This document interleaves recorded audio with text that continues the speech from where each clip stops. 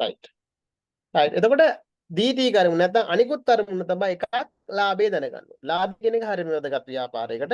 ලාභය කොච්චර මාසයේ අන්තිමේට ලාභය කොච්චරක් උපයලා තියෙනවද? අවුරුද්දට කොච්චර ලාභයක් උපයලා තියෙනවද? ව්‍යාපාරය ඉස්සරහට කරගෙන යන්න පුළුවන්ද? අලාභ ලැබනවනේ. ඇයි මේ අලාභ ලබන්නේ? අයිතිකරුවන් ඉදිරියට තීරණ ගන්න ඕනේ. අලාභය ලබනවා නම් ඒක ලාභයක් බවට පරිවර්තනය කරන්න ඕනේ. ඈ අයිතිකරුවෝ විදිහට තීරණය කරන්න ඕනේ. ලාභය ලබන්නේ නැත්නම් අලාභ ලබනවා කියලා කියන්නේ පාරිභෝගික ව්‍යාපාරයකට එන්නේ. එහෙනම් පාරිභෝගික ආකර්ෂණය කරගන්න මොකක් හරි වැඩපිළිවෙලක් එයා අනාගතේ හදන්න ඕනේ. අන්න ඒක නිසා මෙන්න මේ ලාභය කියන එක කොච්චරද දැනගන්න වැදගත් වෙනවා ව්‍යාපාරයක් විදියට.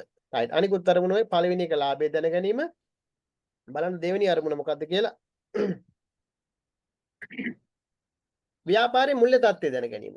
මුල්‍ය තත්ත්වය කියලා කියන්නේ පුතේ දැන් ඉස්සරහට අපි ඉගෙන ගන්නවා ව්‍යාපාරයේ තියෙන ගිණුම් කරන මූලධර්ම කීපයක් දැන් අපි කතා කරන මේ පාඩමේ ඉස්සරහට. එතකොට මුල්‍ය තත්ත්වය කියලා කියන්නේ ව්‍යාපාරයේ කොච්චර වත්කම් ප්‍රමාණයක් තියෙනවද? වත්කම් කියලා කියන්නේ මම කියලා දෙන්න වත්කම් කියලා කියන්නේ අපේ ගාව තියෙන දැන් හිතන්නකෝ උදාහරණයක් විදිහට ඔයාලගේ ගෙදර තියෙනවා නම් ඔයාගේ ගෙදර වාහනයක් තියෙනවා නම් ඊට පස්සේ ඔයාලට ගෙයක් තියෙනවා. ගේ ඇතුලේ බඩු තියෙනවා. ලී බඩු තියෙන්න පුළුවන්. තවත් ගොඩක් දේවල් තියෙන්න පුළුවන්. මේවා ව්‍යාපාරය ඔයාලගේ ගෙදර තියෙන වත්කම්. හරිද? ව්‍යාපාරයකටත් එහෙම තමයි. ව්‍යාපාරයකටත් අදාළව යාලා සතු යාලට අයිතිය තියෙන දේවල් තියෙන්න පුළුවන්. ඉඩම් කොට නැගිලි වෙන්න පුළුවන්. මෝටර රථ වෙන්න පුළුවන්. ඊට පස්සේ තව උපකරණ වෙන්න පුළුවන්. ඒ වගේ ව්‍යාපාරයේ මුල්‍ය තත්ත්වය දැනගන්න ඕනේ. වත්කම් කොච්චර ප්‍රමාණයක් තියෙනවද කියලා දැනගන්න ඕනේ. ඊට පස්සේ තමයි ව්‍යාපාරයේ බාහිරට ගෙවන්න තියෙන ණය කොච්චර තියෙනවද? අන්න ඒ වගේ මුල්‍ය තත්ත්වය කියලා කියන්නේ ඒකයි පුතේ. මුල්‍ය තත්ත්වය කිසියම් දිනකට මගේ වත්කම් මෙච්චර තියෙනවා, මගේ වගකීම් මෙච්චර තියෙනවා, හිමිකරුවන්ගේ හිමිකම මෙච්චර තියෙනවා කියලා දැනගන්න. ඒකට කියනවා අපි ව්‍යාපාරයේ මුල්‍ය තත්ත්වය දැන ගැනීමට කියලා. ඊට පස්සේ නීතිමය අවශ්‍යතාවයෙන් ඉටු කරගන්න. මොනවද නීතිමය අවශ්‍යතාවයෙන් ඉටු කරන්න ඕනේ? අපි කතා කරා ව්‍යාපාරයක් කියන උනන්දුවක් දක්වන බාහිර පාර්ශවයක් ඇතුළේ රජය. රජය ඉන්නවනේ. රජය හැම වෙලේම ව්‍යාපාරයක් කියන උනන්දුවක් දක්වන මොකටද? බදු අය කරගන්න. එතකොට ඒක නීතියක්. සෑම පුරවැසියෙකුම ඒ වගේම ව්‍යාපාරයක් තමන් උපයන ලාභයෙන් රජයට බදු ගෙවන්න ඕනේ. ඒ බදු ගෙවන්න නම් හරියට තමන්ගේ ව්‍යාපාරය මොකද්ද? ලාභය ගණනය කරලා තියෙන්න ඕනේ. ලාභය ගණනය කරලා ඒ ලාභය මත තමයි මොකද්ද රජයට බදු ගෙවන්න ඕනේ. එහෙනම් මේ නීතිම අවශ්‍යතාව සපුරලන්න නීතිමය අවශ්‍යතාවයෙන් සපුරලන්න මොකද කරන්න ඕනේ? ව්‍යාපාරයකට මේ මූල්‍ය ප්‍රකාශන නැත්තම් මේ ගිණුම්කරණය කියන එක වැදගත් වෙනවා. නීතිමය අවශ්‍යතාවයන් සපුරලාගෙන. ඊළඟාරනේ වංචාවම කරගන්න. මම ඉස්සෙල්ලා කිව්වනේ. දැන් ඔයාගේ ව්‍යාපාරයේ සිදුවන ගනුදෙනු හා සිද්ධීන් ඔයා වාර්තා කරේ නැත්තම් වංචා සිදුවීමේ අවශ්‍යතාවය ඉඩකඩ වැඩි වෙනවා. දැන් ඔයාගේ උදාහරණයක් විදිහට ඔයා ගන්නකො ඔයාගේ ව්‍යාපාරයේ ඇතුලේ තියෙන තොගය ගත්තොත් භාණ්ඩ තොගය. ඒ පිළිබඳව කිසිම රෙකෝඩ් එකක් නැහැ කියලා හිතන්නකො. ඔයාගේ ව්‍යාපාරයේ වැඩ කරන සේවකයෙක් ඉන්න පුළුවන්. තවත් කවුරු හරි භාණ්ඩ හොරකම් කරනවා. දැන් ඔයා රෙකෝඩ් කරලා නැති හින්දා කොච්චර අඩු වුණාද කොච්චර වැඩි වෙලා තියෙනවද ඒව මුකුත් ඔයාට රෙකෝඩ් එකක් ගන්න බෑ. එහෙනම් ගිණුම්කරණය කියන එක වැදගත් වෙනවා. ඒක නැත්තම් ව්‍යාපාරික තොරතුරු වාර්තා කිරීම වැදගත් වෙනවා ව්‍යාපාරේ වංචාවන් අවම කර ගැනීමට. ඒක කාරණාවක්. ඊළඟට සම්පත් පාලනය කරන්න. සම්පත් පාලනය කරනවා කියලා කියන්නේ මොකද්ද? ව්‍යාපාරයේ සතුව පවතින ව්‍යාපාරේ අපිට සම්පත් කියන කිව්වා අපි නිෂ්පාදන සාධක ගැන කතා කරා. භූමිය සමය ප්‍රාග්ධනීය ව්‍යවසායකත්වයේ. ඒ වගේම ව්‍යාපාරයේ තියෙන සම්පත් අපිට සීමිතයි. අසීමිතව නෑනේ. මුදල් කියන සම්පත ගත්තොත් අපිට සීමිතයි. අසීමිතව නෑ. ඊට පස්සේ ව්‍යාපාරයේ තියෙන අනිකුත් සම්පත්. ඊට පස්සේ මෝටර රථ වෙන්න පුළුවන්, යන්ත්‍රෝපකරණ වෙන්න ඒවත් සීමිතයි. හැබැයි සම්පත් පාලනය කරනවා කියලා කියන්නේ අපගේ අපි ගාව තියෙන සම්පත් වලින් අපි උපරිම ප්‍රයෝජන ලබා ගන්න ඕනේ. උපරිම ප්‍රයෝජන ලබා ගන්න නම් ඒ සම්පත් හරියට පාලනය කරන්න ඕනේ. දැන් උදාහරණයක් විදිහට ඔයා මොකක් හරි කර්මාන්ත ශාලාවක් ව්‍යාපාරයක් කරගෙන යනවා නම් ඒ කර්මාන්ත ශාලාවේ සමහරක් භාණ්ඩ නිෂ්පාදනය කරන අපතේ යන්න පුළුවන්. ඒ අපතේ අවම කරගන්න ඕනේ නේ. මේ සමහර සේවකයෝ ඉන්න පුළුවන් කිසිම වැඩ කරනකොට යාලගේ කිසිම අවධානයක් නැතුව යූස් කරන සම්පත් මොකද කරන්නේ? ඒ නාස්ති වෙන්න පුළුවන්. වැරදි විදිහට භාවිතා කරන්න පුළුවන්. ඒවා මේවා හරියට රෙකෝඩ් කරොත් තමයි අපේ ව්‍යාපාරයේ තියෙන සම්පත් මොකද කරන්න පුළුවන්? හරියට පාලනය කරලා ඒ වගේ උපරිම ප්‍රයෝජන ලබා ගන්න පුළුවන්. ඔන්න ඊළඟ අරමුණ බලමු. රයිට්. ඔන්න අරමුණ ටිකම අපිට කතා කරන්න තියෙනවා. එහෙනම් ගිණුම්කරණයේ අරමුණ ගැන ගත්තොත් එහෙම අපිට අරමුණු වර්ග දෙකකට බෙදන්න පුළුවන් පුතේ. එකක් තමයි ප්‍රධානතම අරමුණු විදිහට ගන්න පුළුවන් අපිට බලන්න වාගේ ටියුට් එක ගිණුම් කරන්නේ අරමුණු ගිණුම් කරන්නේ ප්‍රධානතම අරමුණු ව්‍යාපාරයක් කෙරේ ඇල්මැති පාර්ශ්වයන් තීරණ ගැනීම සඳහා තොරතුරු සැපයීම තමයි ව්‍යාපාරයේ ප්‍රධානතම ගිණුම් කරන්නේ අරමුණ. ඊට පස්සේ අනිකුත් අරමුණ ගත්තොත් එහෙම ලාභය දැන ගැනීමට, ව්‍යාපාරයේ මුල්‍ය තත්ත්වය දැන ගැනීමට, නීතිමය අවශ්‍යතාවය ඉටු කිරීමට, වංචාවම කර ගැනීමට, සම්පත් පාලනයට. හරි. මම දැන් කියනවා මෙන්න මේ කාරණාව සම්බන්ධයෙන් ව්‍යාපාරයේ ඔයාගේ විභාගයේදී ප්‍රශ්න අහලා තියෙනවා. ගිණුම් කරන්නේ මූලික අරමුණ මොකද්ද? මේක සාමාන්‍ය ප්‍රසිද්ධ ප්‍රශ්නයක්. කීප අවස්ථාවක ව්‍යාපාරයේ මේ ගිණුම් කරන්නේ මේ ඔයාගේ පේපර්ස් වල අහලා තිනවා ඉරි ගහන පේපර්ස් වලට ඇවිල්ලා තියෙනවා ගිණුම් කරන්නේ මූලික අරමුණ මොකක්ද කියලා. ඊට පස්සේ තව ලියන ප්‍රශ්න වලට ඇවිල්ලා තියෙනවා ව්‍යාපාර ගිණුම් කරන්නේ ප්‍රධානත අරමුණට අමතරව තියෙන අනිකුත් අරමුණු දෙකක් ලියන්න වගේද. එතකොට ඔයාට මේවා මම හැම වෙලේම කියනවා වගේ කටපාඩම් නොකර ටියුට් එක කියවලා අර ඔයාගේ අර తాවකාලික මතකේ නෙවෙයි ස්ථිර මතකෙට දාගන්න වාගේ මම දන්නේ එක එක ළමයි එක එක විදියා. සමහර ළමයිට දෙතුන් පාරක් ලියපුවාම කියවපුවාම ඒව ඔලුවට යනවා. ඔයාට කැමති නම් ඔයා කටපාඩම් කරන මෙතඩ් එක ඔයා භාවිතා කරනවා. ඔයාට කටපාඩම් කරන්න පුළුවන්. නැත්නම් අර කියවන මෙතඩ් එක හරහා ඔයාගේ ඔටෝමැටිකලි ඒවා ස්ථිර මතකයේ තැම්පත් කරගෙන මේවා ඔළුවේ තියාගන්න ඕනේ. රයිට්. අපි යනවා එහෙනම් ඔන්න ව්‍යාපාර ගිණුම්කරණය කියන්නේ මොකක්ද හඳුනාගත්තා. ගිණුම්කරණය කියලා කියන්නේ ව්‍යාපාරයක් කෙරේ උනන්දුවක් දක්වන පාර්ශවයන්ට තීරණ ගැනීම සඳහා අවශ්‍ය තොරතුරු සැපීම. එතකොට ගිණුම්කරණයේ අරමුණු කොටස් දෙකකට බෙදන්න පුළුවන්. කොහොමද අරමුණු කොටස් දෙක? ගිණුම් කරන ප්‍රධානතම අරමුණක් තියෙනවා අනිකුත් අරමුණු තියෙනවා. ගිණුම් කරන ප්‍රධානතම අරමුණ තමයි ව්‍යාපාරයක් කෙරේ ඇල්මැති පාර්ශවයන්ට තීරණ ගැනීම සඳහා අවශ්‍ය තොරතුරු සැපීම. ඊට පස්සේ අනිකුත් අරමුණ මොනවාද? ලාභය දැන ගැනීමට, ව්‍යාපාරයේ මුල්‍ය තත්ත්වය දැන ගැනීමට, නීතිම අවශ්‍යතාවය ඉටු කිරීමට සහ වංචාවම කර ගැනීම සම්පත් පාලනය කිරීමට. right. ඊට පස්සේ අපි දැන් ව්‍යාපාරයක අපි කියවනේ ගනුදුණු හා සිද්ධීන් තියෙනවා කියලා. ව්‍යාපාරයක ගනුදුණු තියෙනවා සිද්ධීන් තියෙනවා. right. එතකොට ගනුදුණුවක් කියන එක ඔයා දන්නවා. ගනුදෙනු නේ. ගනුදෙනු. ඒ කියන්නේ ගන්නවා අපි යමක් ගන්නකොට ඒහා සමානව මොකක්ද වෙන්න ඕනේ? මොන හරි දෙන්න ඕනේ. ඔයා ගන්නකොට අරයා දෙනවා. සාමාන්‍යයෙන් ව්‍යාපාරයක සිදුවන ගනුදෙනුවේදී මොකද සිද්ධ වෙන්නේ? ඔයා මොනවාද මුදල් දෙනවා ඊට පස්සේ ව්‍යාපාරයට බාණ්ඩ දෙනවා. ගනුදෙනුවක්. ඇත්තටම ව්‍යාපාරික ගනුදෙනුවක් කරා සිද්ධ වෙන්නේ පුතේ සම්පත් උවමාරුවක් සිද්ධ වෙන්නේ. මොකද සම්පත් උවමාරුවක් වෙනවා කියලා කියන්නේ? ඔයා ගාව තියෙන මුදල් කියන සම්පත ඔයා ව්‍යාපාරිකයට නැත්නම් කඩේට දීලා ඒ කඩේ තියෙන තොගේ කියන සම්පත මොකද කරන්නේ? පත්කම ඔයා අත්පත් කරගන්නවා. එහෙනම් ව්‍යාපාරයක විවිධ පාර්ශවයන් අතර සිද්ධ වෙලා තියෙන ගනුදෙනුවක් කරා සිද්ධ වෙන්නේ මොකද්ද? ව්‍යාපාරයේ සම්පත් උවමාරු කර ගැනීමක් සිද්ධ කරනවා. රයිට් බලන්න ගනුදෙනුවක් මෙතන බලමු අපි. ගනුදෙනු ව්‍යාපාර හා විවිධ පාර්ශවයන් අතර සිදුවන සම්පත් උවමාරුව ගනුදෙනුවක් ලෙස හැඳින්වෙනවා. ව්‍යාපාර හා විවිධ පාර්ශවයන් අතර සිදුවන සම්පත් උවමාරුව. දැන් ඔයා දන්නවා ගනුදෙනුවක් ඔයා කඩේකට ගිහින් බඩුවක් ගන්නවා. බඩුවක් ගන්නකොට මොකද වෙන්නේ? ඔයා ගාව තියෙන සල්ලි ටික දීලා ඔයා ඒහා සමාන වටිනාකමෙන් උත් භාණ්ඩයක් මිලදී ගන්න සම්පත් උවමාරු වුණා. ඒහා සමාන වත්කමක් ඔයා ගාව දැන් තියෙනවා. ඕක තමයි ගනුදෙනුවක් කියලා කියන්නේ. රයිට්. ගනුදෙනුවකට අපි උදාහරණ දාගමු ඔයාගේ ටියුට් එකේ උතන තියෙන තැන.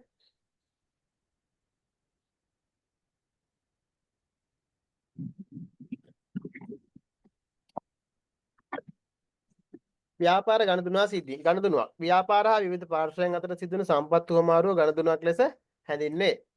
රයිට් උදාහරණ මෙන්න මේ ටික ලියා ගන්න පුතේ. මෝටර රථයක් මිලදී ගැනීම කියන්නේ ගනුදෙනුවක්. ඔයා සල්ලි වියද දීලා මෝටර රථයක් මිලදී ගන්නවා. එතන ලියා ගන්න මේ ටික. මෝටර රථයක් මිලදී ගැනීම. විදුලි ගාස්තු ගෙවනවා. ඔයා විදුලියේ කියන විදුලිය පරිභෝජනය කරලා ඉවරලා ගාස්තු ගෙවීමක් කරලා ඒ ගාස්තු ගෙවනවා. ඊට පස්සේ භාණ්ඩ විකුණනවා. ඔයාගේ හිස්තනේ මෙන්න මේ උදාහරණ ටික ලියා ගන්න. මෝටර රථයක් මිලදී ගැනීම, විදුලි ගාස්තු ගෙවීම, භාණ්ඩ විකුණුව කියන එක.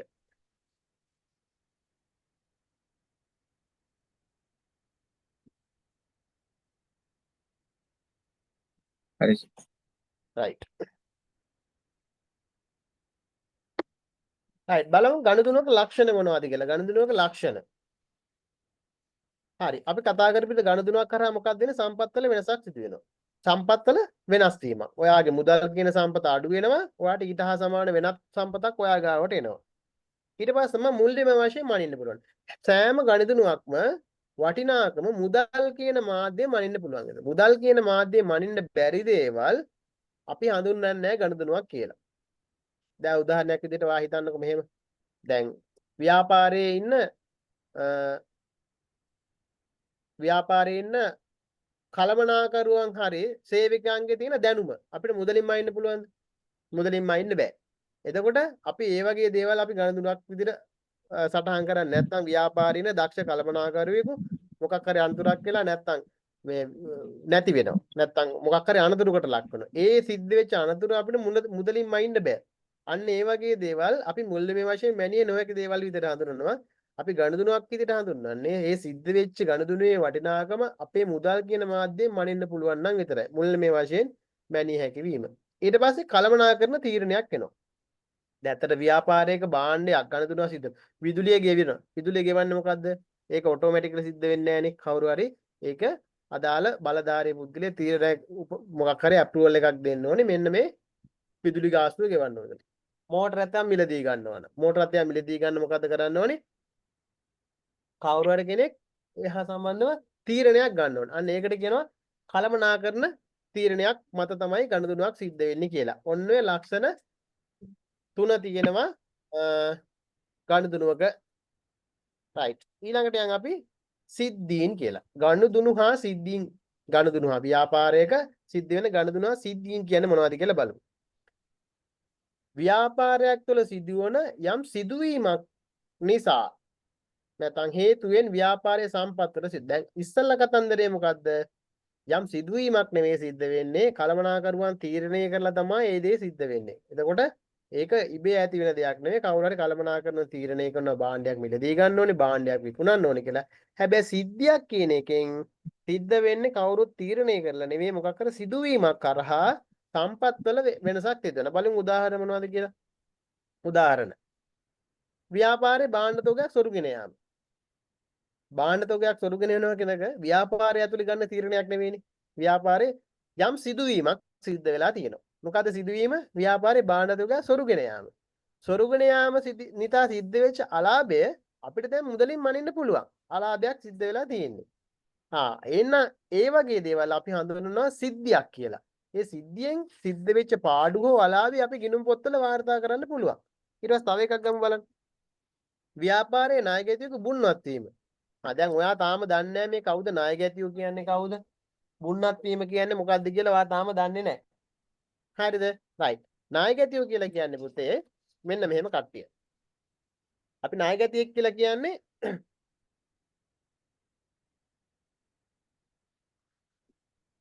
අපි නායකයෙක් කියලා කියන්නේ දැන් ඔයා හිතන්නකෝ ඔයා ව්‍යාපාරයේ කාට පුද්ගලයෙකුට සමහර අවස්ථාවල ණයට විකුණුම් සිද්ධ කරනවා. ඒ කියන්නේ සල්ලි පස්සේ දෙන්නම් කියලා භාණ්ඩ විකුණන අවස්ථාවල් තියෙනවා.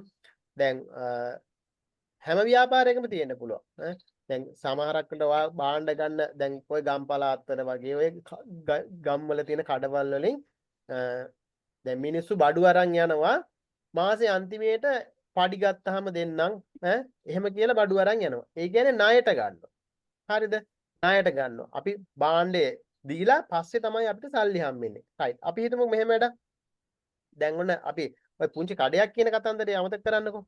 ඔය සිල්ලර වෙළඳ කඩයක් සලක් කියන එක අමතක කරලා. දැන් ව්‍යාපාරයක ඔන්න මම මොකක් හරි ලොකු ව්‍යාපාරයක් කරගෙන යනවා. එතකොට මම භාණ්ඩ මොකක් හරි සපයලා තියෙනවා ණය පදනම මත කිසියම් පුද්ගලයෙකුට ලක්ෂ 5ක් විතර වටිනාකමක් ලොකු වටිනාකමක් තියෙනවා. හරිද? එතකොට මං දීලා තියෙන මෙයාට මාස දෙකකින් තමයි නැත්තම් මාසකින් හෝ මාස දෙකකින් ආපහු මට සල්ලි දෙන්න ඕනේ කියලා තමයි දීලා තියෙන්නේ.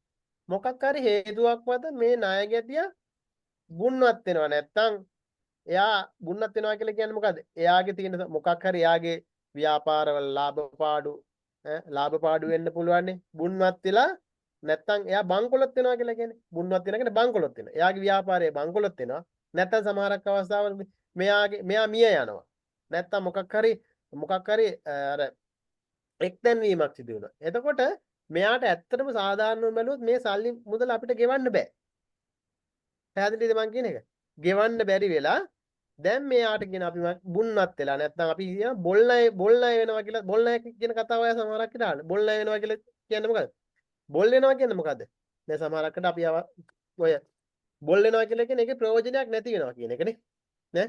එතකොට නායකයෙකු බොල් ණය විදිහට වෙනවා කියලා කියන්නේ එයාගෙන් නායකයන්ගේ ණය හම්බ වෙන්නේ නැහැ අපිට. ඈ ඒ කියන්නේ නායකයන්ගේ අපි මොකද කරන්නේ? එයාගෙන් ණය සල්ලි හම්බෙන්නේ නැහැ කියලා එයාවල කපාලා හරින. එතකොට අපි දැන් විකුණුමක් කරලා තියෙන්නේ. එයාගෙන් සල්ලි හම්බෙන්න තියෙනවා. ඒ ණය සල්ලි හම්බෙන්නේ නැහැ කියලා කියන්නේ අපි කලමනාකරුවන්ගේ තීරණය කරපු එකක් නෙවෙයි. මේක සිද්ධියක් නේ. එතකොට ව්‍යාපාරයට දැන් අලාභයක් සිද්ධ වෙලා. ව්‍යාපාරයක බොල් ණය වෙනවා. බුන්නත් වෙලා. එතකොට මෙයාගෙන් ඒ ලක්ෂ 5 අපිට හම්බෙන්නේ නැහැ. එහෙනම් මේ ලක්ෂ 5 කතන්දරේ මොකද කරන්න ඕනේ? ව්‍යාපාරයක් විදිහට අපි පොත්පත්වල වාර්තා කරන්න ඕනේ ගනුදෙනු සිද්ධියක් විදිහට. අන්න ඒ වගේ ඒකට තමයි කියන්නේ බුන්වත් වෙනවා කියලා කි. right.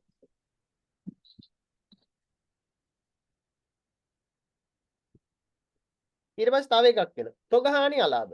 තොගහානි වෙන්නේ දැන් ව්‍යාපාරයක තොගය කියන එක විවිධ හේතු මත හානි වෙන්න පුළුවන්. සමහරක් විට ඔය සත්තුන් විසින් හානි කරන්න පුළුවන්. ඔය සමහරක් විට ඔය වේයෝ කනවා, මීයෝ කනවා, දිරලා යනවා.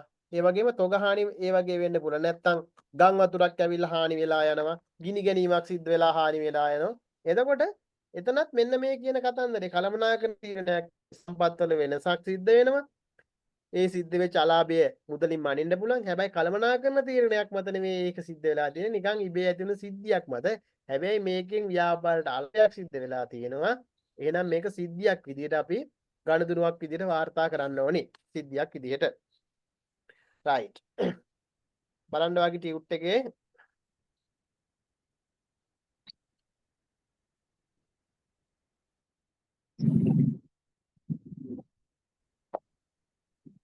ආයතන ගණදුනක් සිද්ධිය මේ ටියුට් එකේ බලන්න තියෙන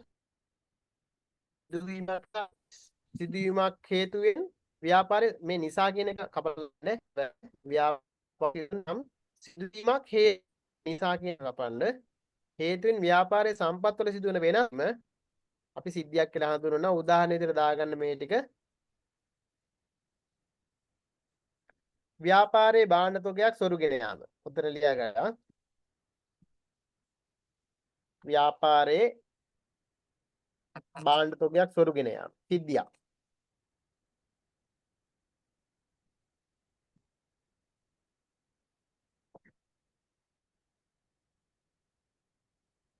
ඊට පස්සේ තොග භාණ්ඩ තොගයක් නැත්තම් තොග හානි අලාභ. තොග හානි අලාභ.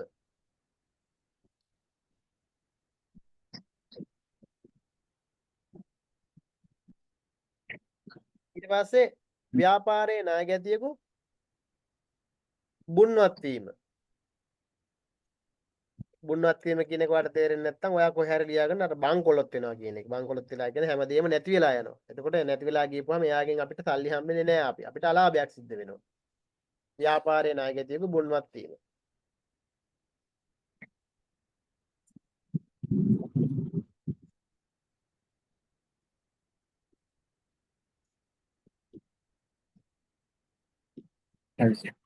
හරි.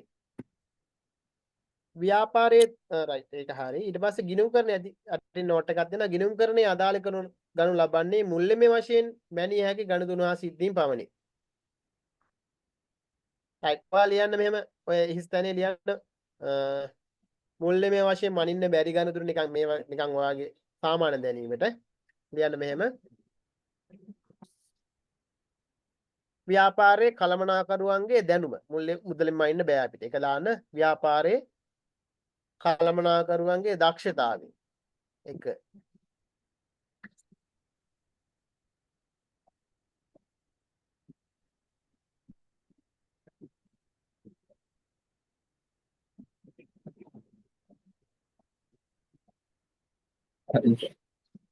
ඊට පස්සේ ලියන්න ව්‍යාපාරයේ කළමනාකරුවෙකු මිය යාම. සිද්ධියක් තමයි. හැබැයි සිද්ධියේ වටිනාකම අපිට මුදලින් මනින්න බැහැ. එහෙනම් අපි ගිණුම්කරණයේදී මේක අදාළ කරගන්නේ නැහැ, වාර්තා කරන්නේ නැහැ.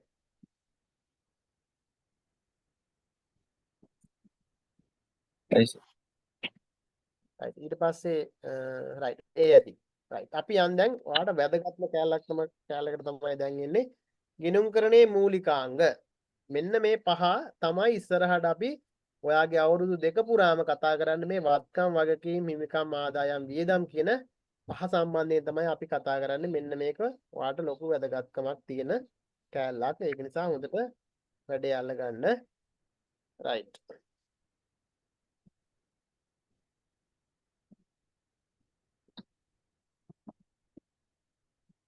ඉස්සෙල්ලාම ස්ලයිඩ් එකේ ඔයාගේ අර උදාහරණම මේකේ නැති දේවල් තියෙනවා නම් ලියා ගන්න. සේවකයන්ගේ දක්ෂතාවය කළමනාකර ඒ දෙක තමයි තියෙන්නේ.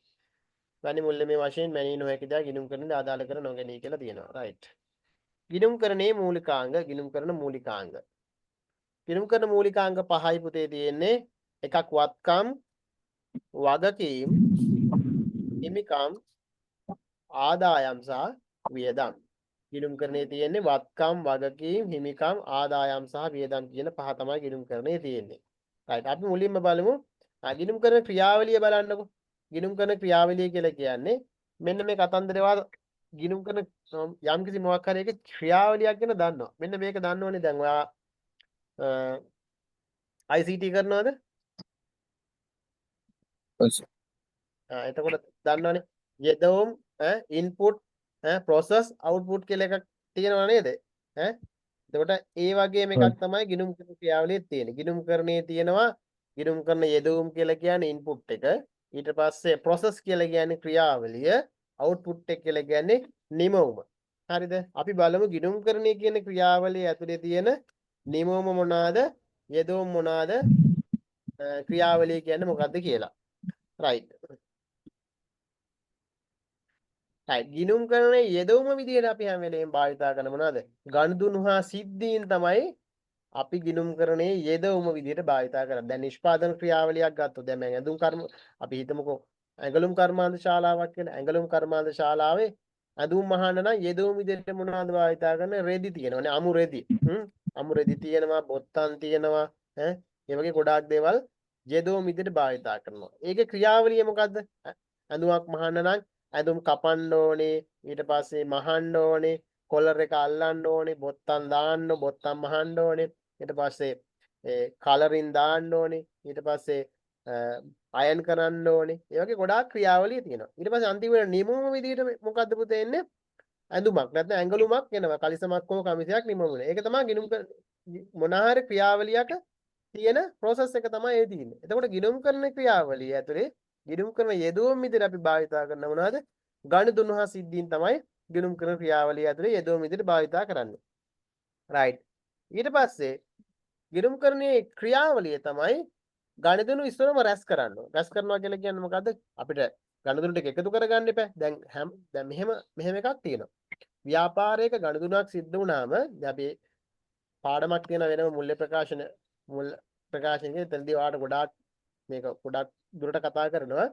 එතකොට අපි ගනුදෙනුවක් සිද්ධ වුණා නම් ඒ ගනුදෙනුවක් සිද්ධ වීමට සාක්ෂිගත ලියවිලක් තියෙන්න ඕනේ. මම එක උදාහරණයක් ගන්නම්. දැන් ඔයාලගේ ගෙදර විදුලි බිල ගෙවුවා කියලා හිතන්නකෝ. විදුලි බිල ගෙවුවා කියලා ඔප්පු කරන්න ඔයාලට තියෙනවා මොකද්ද? විදුලි බිලක් තියෙනවා. හරිද? ඊට පස්සේ ඔයා කඩේක පුට් සීටයට ගිහිල්ලා මොන හරි භාණ්ඩයක් ගන්නවා. එතකොට එයාලා දෙනවා බිලක්. එතකොට ඔයාට ඔප්පු කරන්න ලියවිල්ලක් තියෙනවා. දැන් ඔයා ගෙදරින් ඉස්කෝලේ යනකොට තාත්තා රුපියල් 1000ක් දෙනවා.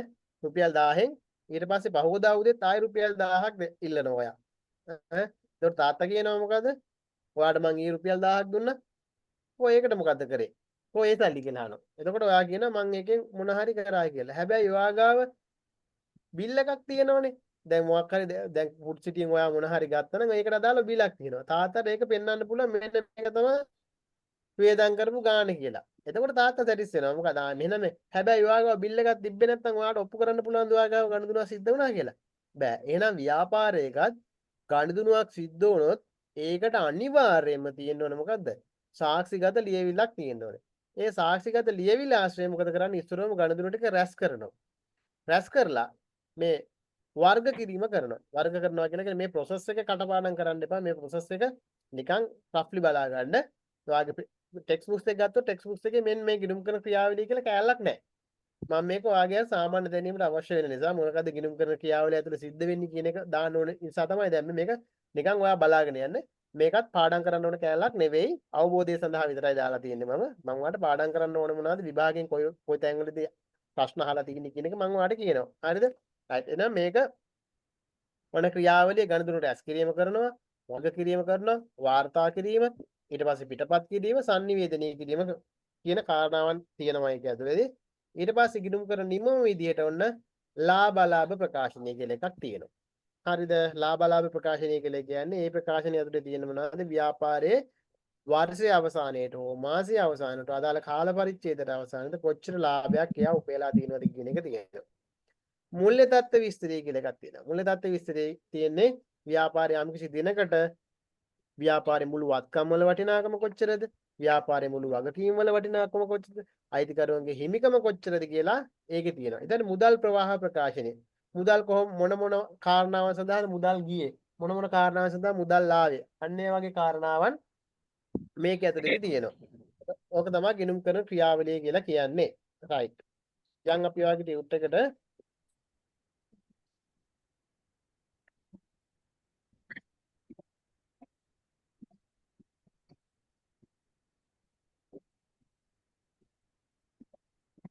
රයිට් ඒකෙත් මමම දාලා තියෙනවා ටියුට් එකේ.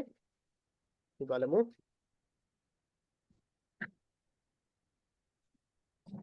ගිණුම් කරන යෙදවීම් විදිහට ගනුදෙනු සිද්ධීන් තියෙනවා ක්‍රියාවලිය ගණනවල රැස් කිරීම වර්ග කිරීම වාර්තා කිරීම පිටපත් කිරීම සංනිවේදනය කිරීම නිමව විදිහට ලාභ අලාභ ප්‍රකාශනය මුල්‍ය තත්ත්ව ප්‍රකාශනය මුදල් ප්‍රවාහ ප්‍රකාශනය වගේ දේවල් තියෙනවා රයිට් ඊට පස්සේ යන් අපි එකින් එක මෙන්න මේ ගිණුම් කරන්නේ මූල ධර්ම ටික අපි සාකච්ඡා කරමු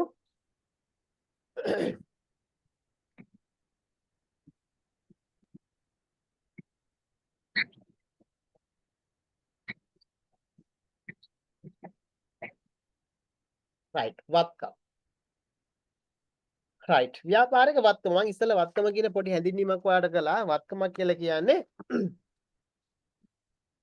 වත්කමක් දැන් ඔයාලගේ උදාහරණයක් විදිහට ඔයාලගේ ගෙදර ගන්නකො ඔයාලගේ ගෙදර තියෙන වත්කම් මොනවාද මම කියපු විදිහට ඇසෙට්ස් සමහරකට ඇසෙට්ස් කියලා කිව්වොත් එහෙම තේරෙනවා වත්කම් කියපුවාම සිංහල වචන අපිට අපි භාවිතා කරන්නේ නැති නිසා ඔයගේ අදහසක් එන්නේ ඇසෙට් එකක් අපි ගාව තියෙන ඇසෙට්ස් මොනවාද ඔයාලගේ ගෙදර ගත්තොත් එහෙම ඔයාලගේ ගෙදර තියෙන ඇසෙට්ස් එක මම කියන්නද ඔයාලගේ ගෙදර වෙනම ඇසෙට් එකක් ගෙදර කියන්නේ ඔයාලගේ පවුලේ තියෙන වත්කමක් ඔයාලගේ ඉඩම කියන්නේ මොකද්ද ඔයාලගේ ගෙදර තියෙන වත්කමක් ඊට පස්සේ ඔයාලගේ ගෙදර තියෙන ෆර්නිචර්ස් තියෙනවා ගෘහ භාණ්ඩ ටික වත්කම ඔයාලගේ ගෙදර මොන හරි ටෙලිවිෂන්ස් තියෙනවා නම් ඒ වගේ ඉලෙක්ට්‍රොනික උපකරණ තියෙනවා නම් ඒවා වත්කම් ඔයාලගේ ඔයගේ අපිට නීත්‍යානුකූල අපේ කියලා අපේ පරිබාහිර අපිට පාවිච්චි කරන්න පුළුවන් පාලනය කරන්න පුළුවන් ඒ වගේම තමයි මේ වත්කම් වල තියෙන විශේෂ ලක්ෂණය තමයි පුතේ ව්‍යාපාරයකට අනාගත ආර්ථික ප්‍රතිලාභ ඉපීමේ හැකියාවක් තියෙන මොකක්ද ඒ කතාව තේරෙන්නේ නැතුව ඇති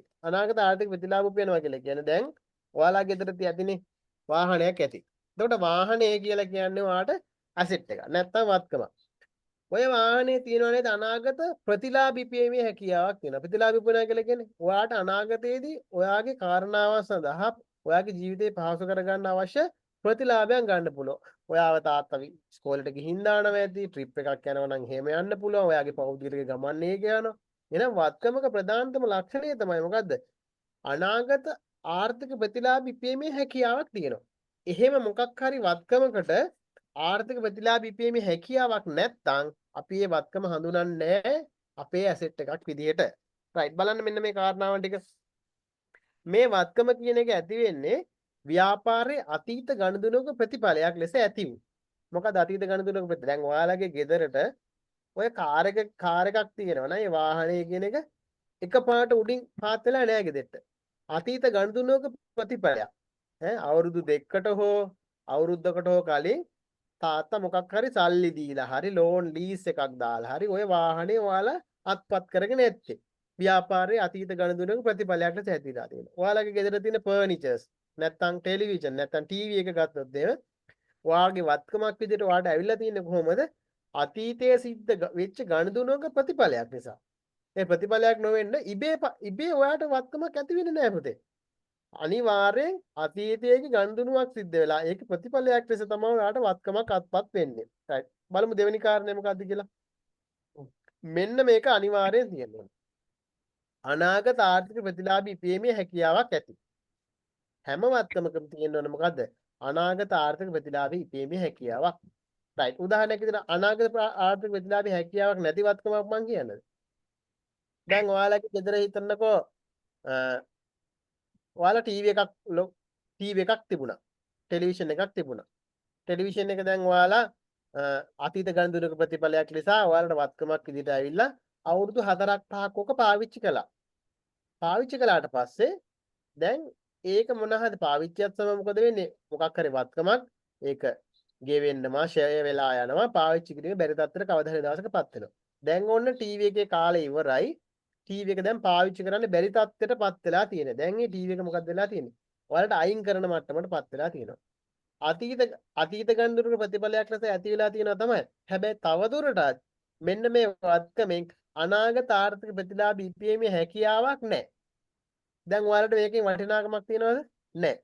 එහෙනම් අනාගත ආර්ථික ප්‍රතිලාභී හැකියාවක් ඉපීමක් නැති නිසා මෙන්න මේ අබලන් වෙලා තියෙන පැත්තකට දාන්න වෙලා තියෙන වත්කම ඔයා තවදුරටත් ඔයාගේ වත්කමක් විදිහට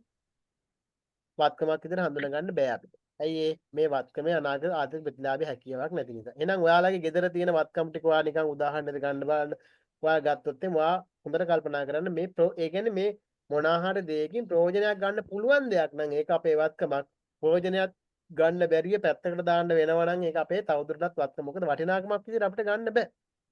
ඔක තිබ්බත් එකයි මට නැතත් එකයි. එහෙනම් වත්කමක් නෙමෙයි මට ඒක. එහෙනම් ඔන්න ඔය කාරණාවන් දෙක අතීත ගණන්දුරක ප්‍රතිඵලයක් තියෙන්න ඕනේ.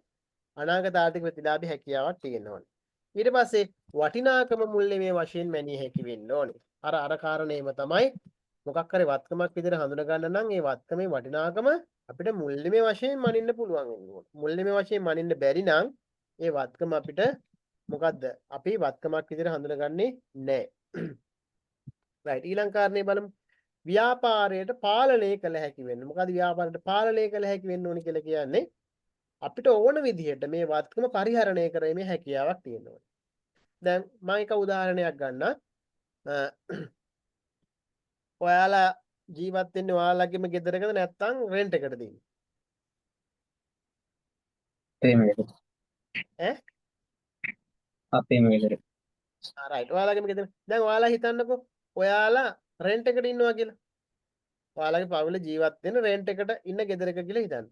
එතකොට තාත්තා ඉන්න ගමන් හිතනවා ගේ ඇතුලේ තියෙන බිත්තියක් කඩලා ඉවරලා තව බිත්තියක් බඳින්න ඕන කියලා ඒ බිත්තිය මැද්දෙන් කඩලා දාන්න හදනවා. තාත්තට ඒක කරන්න පුළුවන්ද? එහෙම කරන්න පුළුවන්ද? රෙන්ට් එකට ඉන්න ගෙදරක ඒ වගේ වැඩක් කරන්න පුළුවන්ද?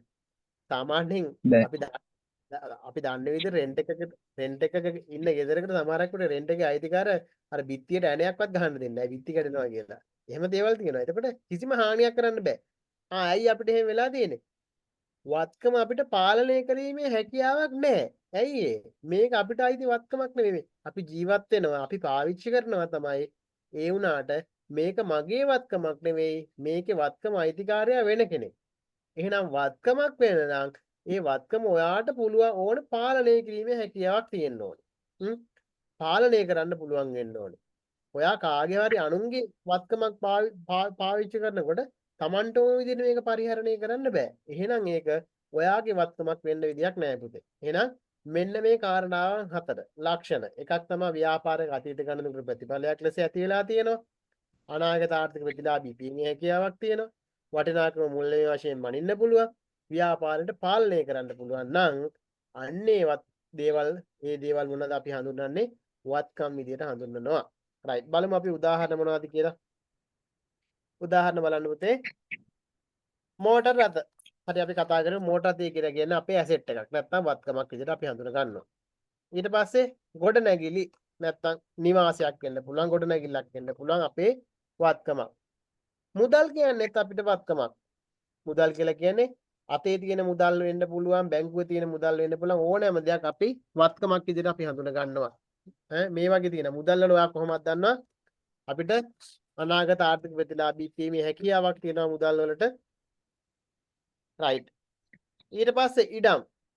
ඔය වගේ තව ඕන තරම් දේවල් ලියන්න පුළුවන් කීපයක් විතරයි ඈ මෝටර රථ ගොඩනැගිලි මුදල් ඉඩම් යන්ත්‍රෝපකරණ වෙන්න පුළුවන් ගෘහ භාණ්ඩ වෙන්න පුළුවන් ව්‍යාපාරයක් පැත්තෙන් ගත්තොත් උපකරණ වෙන්න පුළුවන් තොගේ වෙන්න පුළුවන් වගේ ගොඩාක් ව්‍යාපාරයක වත්කම් තියෙනවා මේ උදාහරණ කීපයක් විතරයි.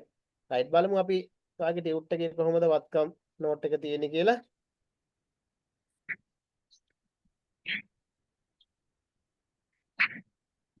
ව්‍යාපාරික අතීත ගණන් ප්‍රතිඵලයක් ලෙස ඇති වූ අනාගත ආර්ථික ප්‍රතිලාභ වීමේ හැකියාවක් ඇති වටිනාකම මුල්‍යමය වශයෙන් මැනිය හැකි ව්‍යාපාරයට පාලනය කළ හැකි දෑ වත්කම් ලෙස හඳුන්වනු ලැබේ.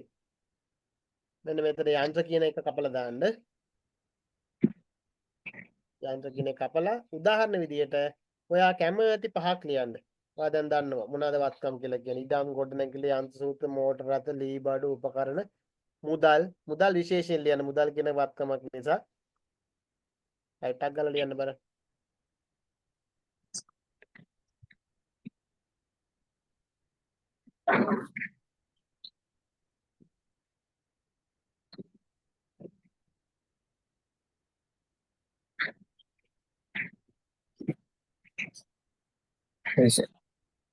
right ඊට පස්සේ අපි කතා කරන මේ ව්‍යාපාරික වත්කම් කොටස් දෙකකට වෙන් කරන්න පුළුවන් වත්කම කියන එක. right මොකක්ද ඒක කියන කතාව බලමු අපි.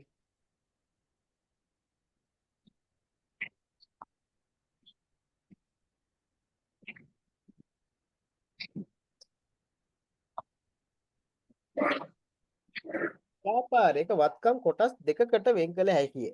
බලන්න කොටස් දෙක මොනවද කියලා. ජංගම වත්කම්, ජංගම නොවන වත්කම්. ජංගම වත්කම්, ජංගම නොවන වත්කම් කියලා අපිට කොටස් දෙකකට වෙන් කරන්න පුළුවන්. right අපි මුලින්ම බලමු ජංගම වත්කම් කියලා කියන්නේ මොනවද කියලා. ඔන්න බලන්න නිර්වචනය තියෙනවා. මාස 12ක් වැනි කෙටි කාලයකදී භාවිතා කිරීම විකිණීම මුදල් බවට පත් කිරීම විදුවේ යන සිදුවේ යයි අපේක්ෂිත වත්කම් මාස 12ක් වැනි කෙටි කාලයකදී භාවිතා කිරීම විකිණීම මුදල් බවට පත් කිරීම සිදුවේ යයි අපේක්ෂිත වත්කම්. right ජංගම වත්කම් කතා කරන්න කලින් ඔයාලට මම ජංගම නොවන වත්කම් කතා කරන්නම්. එතකොට ඔයාලට මේක ටිකක් ඊට වඩා පැහැදිලියි. right මේක බලමු පොඩ්ඩක් ඉන්න. ජංගම නොවන වත්කම් කියලා ඉස්සලා අපි ඉගෙනගෙන ජංගම නොවන වත්කම් කියලා කියන්නේ මොකද? ජංගම නොවන වත්කම් කියලා කියන්නේ බලන්න මාස 12කට වඩා වැඩි කාලයක් භාවිතා කිරීමට අපේක්ෂිත නැතිනම් කෙටි කාලයකදී අගේ වෙනස් නොවන වත්කම්. right මම උදාහරණයකට ගන්නම් මෙහෙම. ඔයා දැන් ඔයාලා ගෙදර මම අර ඉස්සලා කතා කරේ මෝටර රථයක් ව්‍යාපාරයට මෝටර රථයක් ගන්නවා කියලා හිතන්නකෝ. මෝටර රථයේ දරන ලබන මෝටර රථයේ මිලදී ගැනීමට දරන ලබන වියදමේ ප්‍රතිලාභ තියෙන්නේ මාස 12කට අඩු කාල පරිච්ඡේදයක්ද මාස 12කට වැඩි කාල පරිච්ඡේදයක්ද? දැන් අපි වාහනයක් හරි ඊට පස්සේ මොනවා හරි යන්ත්‍රෝපකරණ හරි අපි මාස 12ක් පාවිච්චි කර 12කට වඩා අඩු කාලයක් පාවිච්චි කරන්නද ගන්නෙ? නෑ. සමහරක් විට දීර්ඝ කාලිනව පාවිච්චි කිරීම අදහසින් තමයි ගන්නෙ. ඒ කියන්නේ අවුරුදු 5ක් වෙන්න පුළුවන් 10ක් වෙන්න පුළුවන්. අන්න ඒ වගේ අවුරුද්දකට වඩා වැඩි කාලයක් භාවිතා කිරීමට අපේක්ෂිතා කරන වත්කම් තියෙනවා. අන්න ඒ වත්කම් පුතේ අපි හඳුනන මොනවාද? ජංගම නොවන වත්කම්. සමහර වත්කම් තියෙනවා මේ වත්කම් අපි භාවිතා කරනවා හෝ මේ වගේ අගේ නිතර නිතර වෙනස් වෙනවා. අවුරුද්දකට වඩා අඩු කාලයක් තුලද මොනවද වෙන්නේ? ඒ වගේ අගේ නිතර නිතර වෙනස් වෙනවා. දැන් මෝටර රථයක් ගත්තොත් ඒ මෝටර රථයේ අවුරුදු 5ක් තුල හිමින් තමයි ඒ වගේ අගේ වෙනස් වෙන්නේ. සමහරකට අවුරුද්දෙන් අවුරුද්ද ඒවා ගෙවිලා යනවා, වැහැරෙනවා. ඊට පස්සේ ඒකේ මොකක් හරි දැන් මෝටර රථේ යම් ඵලදායී ජීව කාලයක් තියෙනවා. ජීව කාලය කියලා කියන්නේ පාවිච්චි කළ හැකි අවුරුදු ප්‍රමාණයක් තියෙනවා. ඒ අවුරුදු ප්‍රමාණය ඇතුළත පාවිච්චි කරාට පස්සේ තමයි ඒක මොකද සම්පූර්ණයෙන්ම භාවිතා කිරීමේ බැරි තත්ත්වයටපත් වෙනවා. අර ඉස්සෙල්ලා මම අර ටීවී එකේ කතාව කිව්වා වගේ ඔයාලා යම් කාලයක් අවුරුදු 5ක් 6ක් ඒ ටීවී එක භාවිතා කරාට පස්සේ ඒක අගේ නැති වෙලා යනවා. අගේ බිඳුවක් බවට පරිවර්තනය කරනවා. එතකොට මේ වගේ මේ ජංගම නොවනවත්කම් වල අගේ මාස 12ක් කාලයක් ඇතුළත වෙනස් වෙන්නේ නැහැ. ඒකට දීර්ඝ කාලයක් යනවා.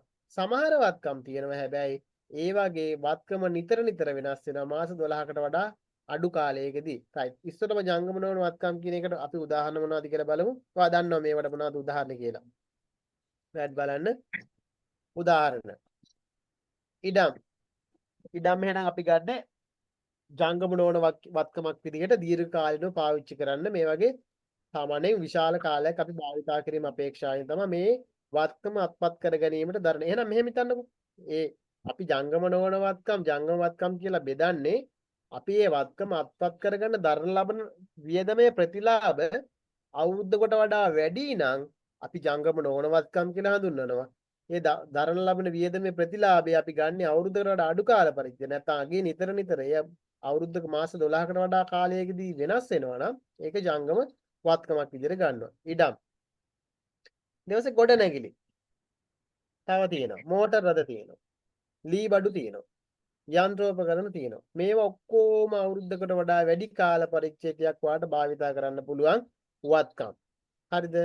රයිට් බලන්න වාගේ ටියුට් එකේ වාට ලියන්න තියෙනවද මොන හරි?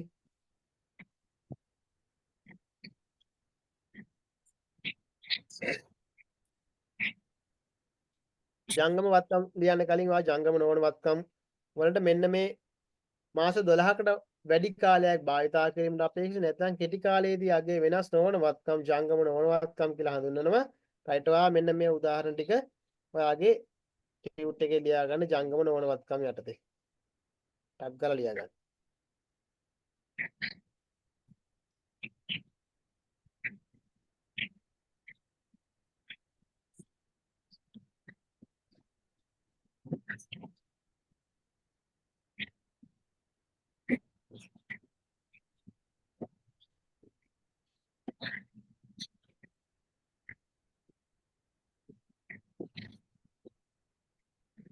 හරි. හරි. දැන් ඔයාලට මොන හරි ප්‍රශ්න තියෙනවා නම් අහන්න පුතේ.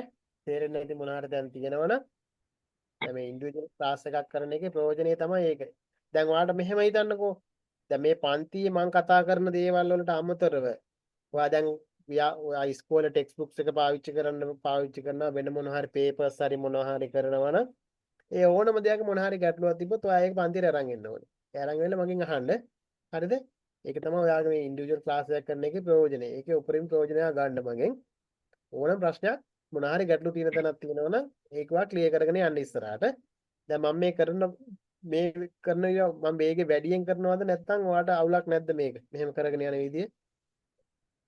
හොලනස්. අවුලක් නැහැනේ. හරි. එහෙනම් අපි ඉස්සරහට මේ ටික ඔයා ලියා ගන්න. හරි අපි දැන් ඊට පස්සේ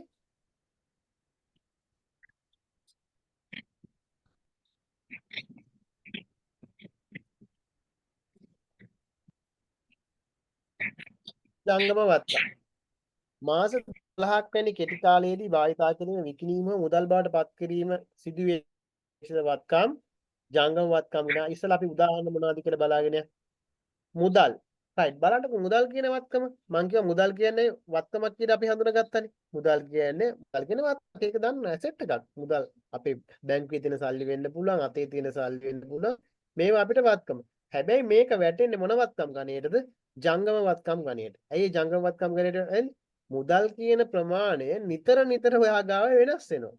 ඒක ස්ථාවරව තියෙන්නේ නැහැ. ස්ථාවර වත්කමක් විදිහට අපිට ගන්න බෑ. ඈ අද සල්ලි ඔයාගේ අද අතේ තියෙන සල්ලි ටික වේදම් වෙනවා. ඊට පස්සේ ආපහු ඔයාගේ අතට සල්ලි එනවා. ඒක ව්‍යාපාරයකත් එහෙම තමයි. ව්‍යාපාරයකින් ව්‍යාපාර ආයම්ම පීමත් එක්ක ව්‍යාපාරේ සල්ලි එනවා. ඒ වගේම ව්‍යාපාරي වියදම් දරන්න වෙනකොට ව්‍යාපාරයේ සල්ලි යනවා. ඒ වගේම මුදල් වල ආගේ නිතර නිතර වෙනස් වෙනවා. හරි ඊට පස්සේ තව එකක් ගන්න. ඒ වගේම තමයි මුදල් ඊහා සමානව බැංකු මුදල්. බැංකු මුදලුත් එහෙම. ඔයා බැංකුවේ ගිහින් සල්ලි දානවා වෙන්න පුළුවන්. ඊට පස්සේ බැංකුවෙන් සල්ලි ආපහු ගන්නවා. චෙක් පත් තරහා ගන්න දුන්නු සිද්ධ කරනවා. බැංකුවේ දෙන සල්ලිත් මොකද වෙන්නේ? නිතර නිතර අගේ වෙනස් වෙනවා. වටිනාකම වෙනස් වෙන්නේ ශේෂය වෙනස් වීමක් සිද්ධ වෙනවා. බැංකු මුදල්. ණය ගැතියෝ අන්න ඔයාට අලුත් කාරණාවක් ආවා. ණය ගැතියෝ කියන්නේ කවුද කියලා. රයිට්. ඉස්සෙල්ලා මං කියවනේ ණය ගැතියෝ කියලා කියන්නේ අපිට වත්කමක් විදිහට අපි හඳුන ගන්නවා. ඕකේ දැන් මම කිව්වා එහෙනම් ණය ගැතියෝ ඇති වෙන්නේ කොහොමද පුතේ? අපි ණයට විකුණලා එයාලා අපිට ගෙවන්න දෙනවා. එතකොට ණය ගැතියන්ගේ දැන් අපි දන්නකෝ ඔයා ව්‍යාපාරේ රුපියල් 20000ක භාණ්ඩ ණයට විකුණනවා කාට හරි. එතකොට ව්‍යාපාරේ ශේෂයක් හැදෙනවා. ගිණුම් පොත්වල එයා ලියනවා මොකද්ද? දැන් ඔයා මෙහෙම දැන් ඔය කඩවල් වල එහෙම ඔය මුදලාලි දැන් පොඩි සිල්ලර කඩයක් ගත්තොත් එහෙම සිල්ලර කඩේ මුදලාලි දැන් ඔයාලගේ මේ ඔයාලා ගෙවල් කොහෙද පුතේ ඉන්නේ? නවලස. කොහෙද? නාවලනේ. හරි. දැන් හිතන්නකෝ මෙහෙම. ඔයාලා නාගරික වෙන ජීවත් වෙන්නේ. එතකොට දැන් ওই ගම් පළාත් වල තියෙන ගම් වල එහෙම තියෙන කඩවල් එහෙම තියෙන සිල්ලර කඩවල් වල එතකොට ඒ කඩවල් වල මුදලාලි මොකද කරන්නේ? අර මං ඉස්සල්ලා කිව්ව විදිහට ගමේ ඉන්න මිනිස්සුන්ට ණයට බඩු දෙනවා. මාසේ අන්තිමට ගෙවන්න කියලා. එතකොට මුදලාලි මොකද කරන්නේ? මුදලාලි මේ ගිණුම් කරන්නේ නැත්තම් accounts කියනවා එයා දන්නේ නැහැ. එයා හැබැයි ගිණුම් කරන්නේ කියන වැඩේ කරනවා. කොහොමද කරන්නේ බලන්න. දැන් ඔන්න කඩේ බඩු අරන් යනකොට ඔන්න විමලා කියන එක්කෙනා ආවිලා කඩේ බඩුව අරනවා. මෙයා එක්සයිස් පොතක් තියාගෙන ඉන්නවා. විමලා වෙනුවෙන් පිටුවක් වෙන් කරලා තිනවා. විමලා මෙන්න මේ අදාළ අහවල් දිනේදී මෙන්න බඩු අරන් ගියා රුපියල් 1000ක බඩු අරන් ගියා. ඊට පස්සේ දෙවෙනි දවසේ අදාළ දිනේ දැම්මා. මෙදා දවස් විමලා මෙච්චර අරන් ගියා. ඔව් වගේ බඩු ගන්න පුද්ගලයන් ඔක්කොටම එයා එක්සයිස් පොතක් අරගෙන පිටුවක් වෙන් කරගෙන මෙන්න මෙහෙම ලියනවා. ලියලා ඉවරලා මොකද කරන්නේ මාසේ අන්තිමේට මේ ගාණ ටෝටල් කරනවා. ටෝටල් කරලා විමලට කියනවා මොකද්ද? ඔයා මේ මාසේ මෙච්චර බඩු ප්‍රමාණයක් අරගෙන තියෙනවා. මේකට ඔයා සල්ලි ගෙවන්න. එහෙනම් දැන් ඔයා හොඳට හිතට ගන්න. මෙන්න මේ විමල කියන එක්කෙනා ව්‍යාපාරයට කවුද? ණය ගැතියෙක්. ඇයි ඒ? ණයට භාණ්ඩ විකුණලා එයාගෙන් සල්ලි ව්‍යාපාරයට එන්න තියෙනවා. එතකොට විමල කියලා කියන්නේ ව්‍යාපාරයට වත්කමක්. දැන් විමල නෙවෙයි ඈ. විමල ගෙවන්න තියෙන ගාන ව්‍යාපාරයට මොකද්ද? වත්කම. විමල වත්කමක් වෙන්නේ නැහැ. හැබැයි විමල ණයට අරන් විමලගෙන් හම්බෙන්න තියෙන සල්ලි මුදල් ප්‍රමාණය මොකද්ද? අපි හඳුන ගන්නවා ව්‍යාපාරයට වත්කමක් විදිහට. එතකොට විමලට දෙන්නේ අපි මාසයක් ඇතුළත ගෙවන්න කියලා නම් ඒ මාසය ඇතුළත මොකද ඊළඟ මාසෙ වෙනකොට විමල ඒ සල්ලි ටික ඔක්කොම ටික ගෙවලා ඉවරලා ඊළඟ මාසෙත් ආපහු ණයට බදු කරන් යනවා. එහෙනම් ණයගැතියෝ කියලා කියන්නේ එහෙනම් ව්‍යාපාරයේ ණයට භාණ්ඩ විකුණලා ව්‍යාපාරයට සල්ලි එන්න තියෙන ඒවට ණයගැතියෝ. වත්කමක් නේ අයියා. අනාගත ඒ සල්ලි වලින් අනාගත ආර්ථික ප්‍රතිලාභ ඉපීමේ හැකියාවක් තියෙනවානේ. ව්‍යාපාරයෙන් එන්න තියෙන සල්ලි වලට ව්‍යාපාරයේ වාසිදායක සික්.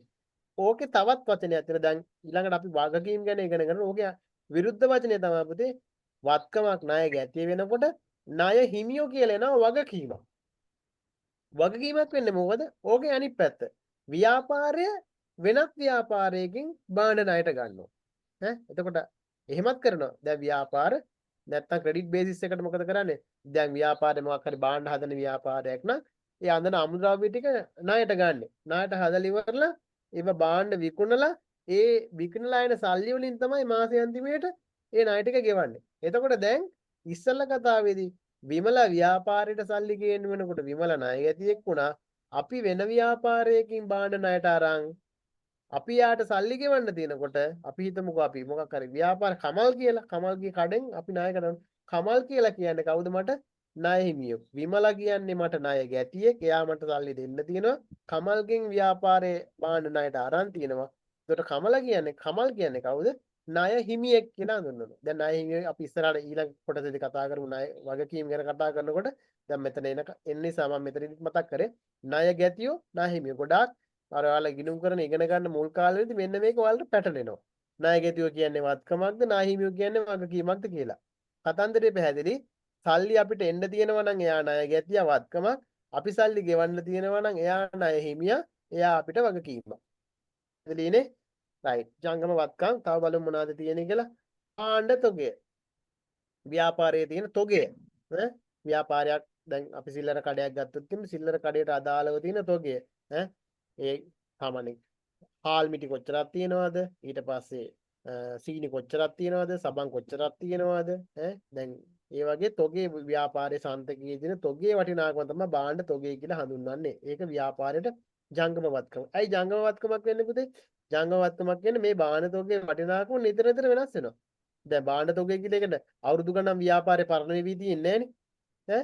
මේක ඔන්න මේ මාසේ එනවා ඊළඟ මාසේ වෙනකොට විකිනවා. ඊ මාසේ වෙනකොට විකිනවා. සමහරක් වෙලාවට මේවා ව්‍යාපාරය මොකද නිතර නිතර වෙනස් වෙලා විකිනලා යනවා. එතකොට මේක අර මං කිව්වා වගේ මාස 12ක් වැනි කෙටි කාලයකදී භාවිතා කරනවා. නැත්තම් විකිණීම මුදල් බවට පත් වෙනවා. අපේක්ෂා කරන වත්කම් තමයි ජංගම වත්කම් කියලා කියන්නේ. හරි. තව බලමු මොනවද කියලා. ලැබිය යුතු ආදායම්. මේකත් අර ණය ගැතියෙකුට හා සමානයි. ලැබිය යුතු ආදායම් කියලා කියන්නේ පුතේ දැන් උදාහරණයක් මං ගන්නම්.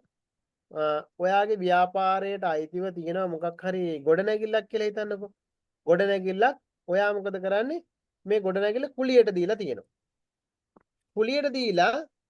කුලියට දීලා ඔයාට හම්බෙන්න තියෙන කුලී ආදායම. මාස්පතා ඔයාට හම්බෙන්න තියෙන කුලී ආදායම. දැන් මොකද වෙන්නේ? ඒ කුලී ආදායම මේ මාසේ වෙනකොට තාම හම්බෙලා නැහැ. හම්බෙන්න තියෙනවා. අර ණයගැතියක් වගේම එයා මට සල්ලි ගෙවන්න තියෙනවා. ඒකට අපි කියනවා මොකද්ද? ආදායමක්. හැබැයි තාම හම්බෙලා නැහැ. ඒක ලැබිය යුතු ආදායමක් විදිහට අපි හඳුන ගන්නවා මොකද්ද? ජංගම වත්කමක් කියලා ඒකත් අපේ. මට ඔයාලා පොඩ්ඩක් කියන්න මේ ණයගැතියෝ ඇයි වත්කමක් වෙන්නේ ලැබිය යුතු ආදායම් වත්කමක් වෙන්නේ කියන එක පැහැදිලිද නැත්නම් තව සැරයක් පැහැදිලි කරන්න ඕනද ඔයාලට? පැහැදිලි. පැහැදිලිනේ. එහෙනම් අපිට සල්ලි හම්බෙන්න තියෙනවා. ඒකින්ද වත්කමක් වෙනවා. ලැබිය යුතු ආදායමක් හම්බෙලා නැහැ. හැබැයි අපිට හම්බෙන්න තියෙනවා. ඒකින්ද තමයි වත්කමක්. ණයගැතියෝ කියලා කියන්නේ තාම සල්ලි ගෙවලා නැහැ. එයාලගෙන් අපිට සල්ලි හම්බෙන්න තියෙනවා. ඒකින්ද අපි වත්කමක් විදිහට හඳුන ගන්නවා. right. එහෙනම් ඔයාගේ ටියුට් එකේ ජංගම වත්කම් කොටසට එන්න.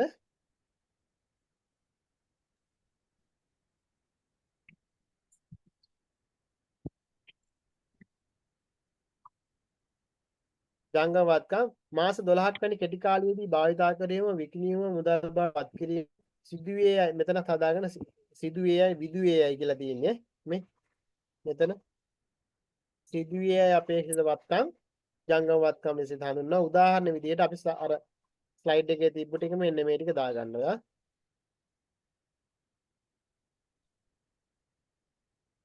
මේ ටික ලියාගන්න.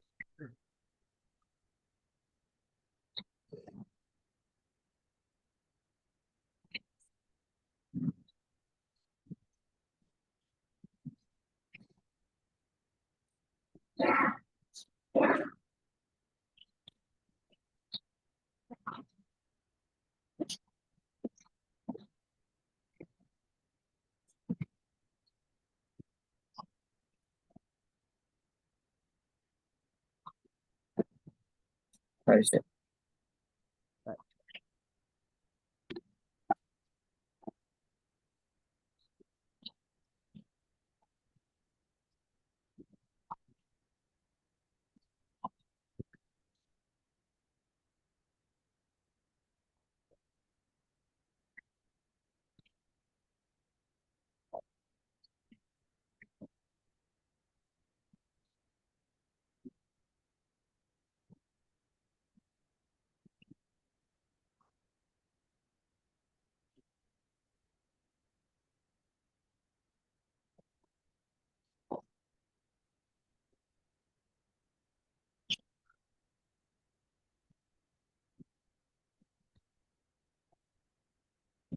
අපිට කොමින්න පුතේ.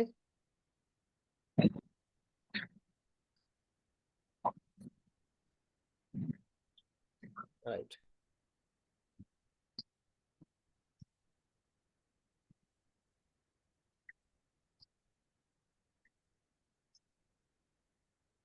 right. එහෙනම් ඔන්න වත්කම් කතන්දරෙත් ඉවරයි. එහෙනම් වත්කමක් කියලා හඳුන්වන්නේ මොනවද? ව්‍යාපාරයට අනාගත ආර්ථික ප්‍රතිලාභ විශේෂීමේ හැකියාවක් ඇති අනාගත අතීත ගණන්තුරක ප්‍රතිඵලයක් නිසා එතන ව්‍යාපාරයට පාලනය කළ හැකි ඕනෑම දෙයක් වත්කමක් විදිහට හඳුන්වනවා. ඒතර වත්කම් අපිට කොටස් දෙකකට වෙන් කරන්න පුළුවන් ජංගම වත්කම් සහ ජංගම නොවන වත්කම් විදිහට.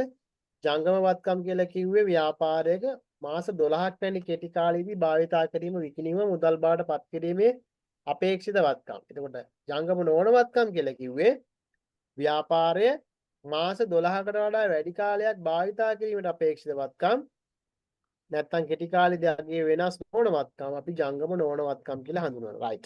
එහෙනම් ඔන්න වත්කම් කෑල්ල ඉවරයි. අපි යනවා වගකීම් කියන්නේ මොනවද කියලා බලන්න. right. බලමු ගිහිල්ලා වගකීම් කියන්නේ මොනවද කියලා.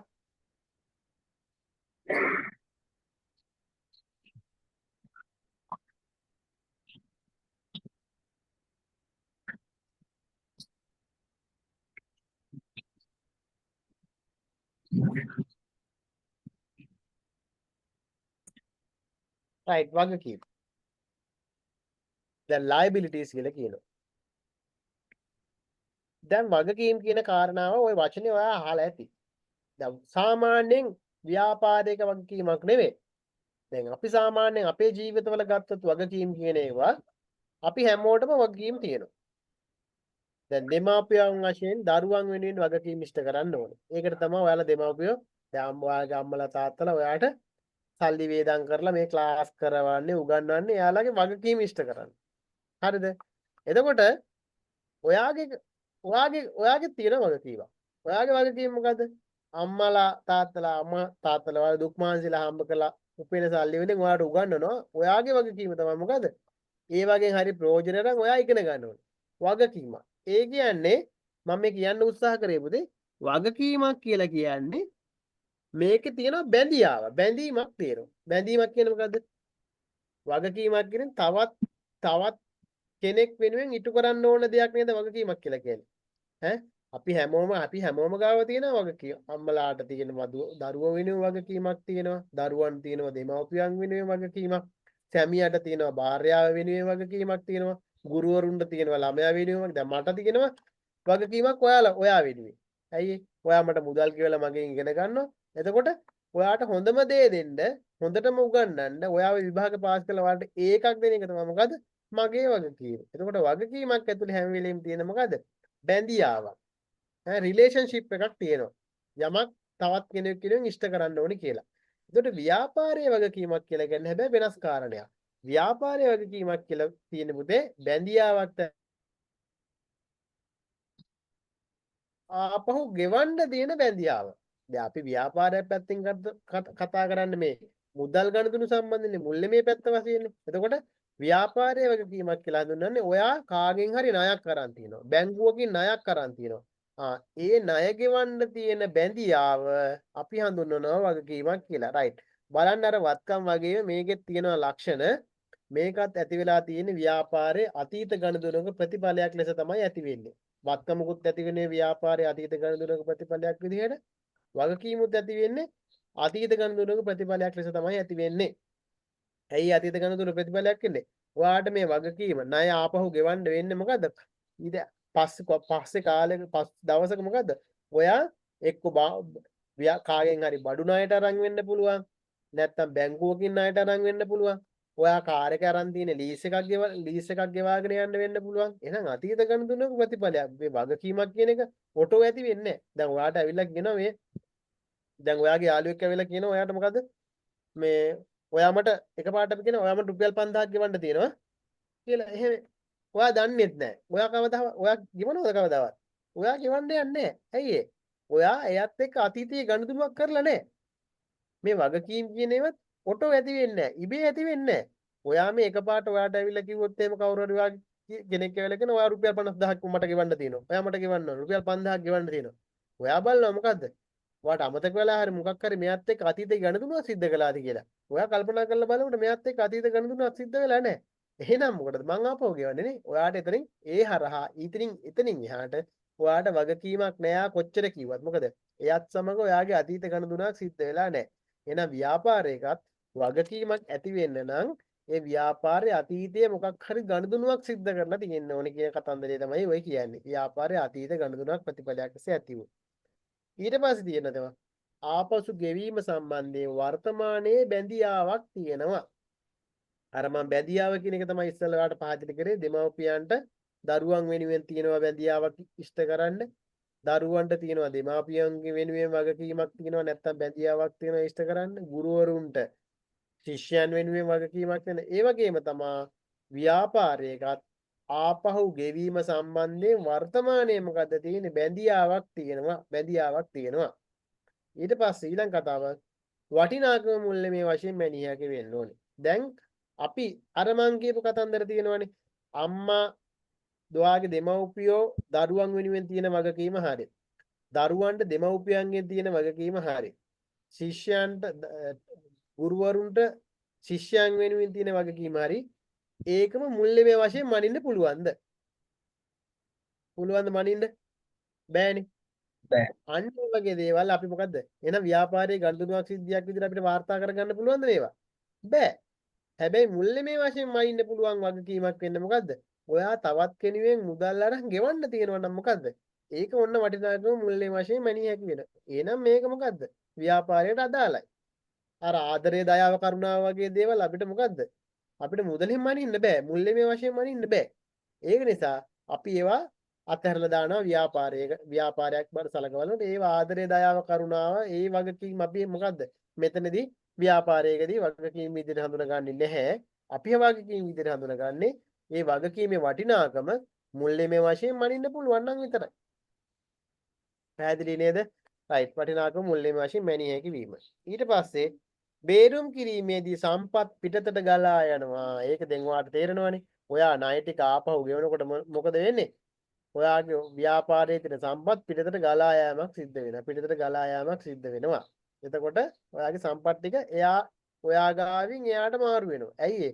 අතීත ගනුදෙනුවක ප්‍රතිඵලයක් විදිහට ඔයා එයාත් එක්ක ගනුදෙනුවක් සිදු කළා. එයාගෙන් යමක් සම්පත් ඔයා අරගෙන තියෙනවා.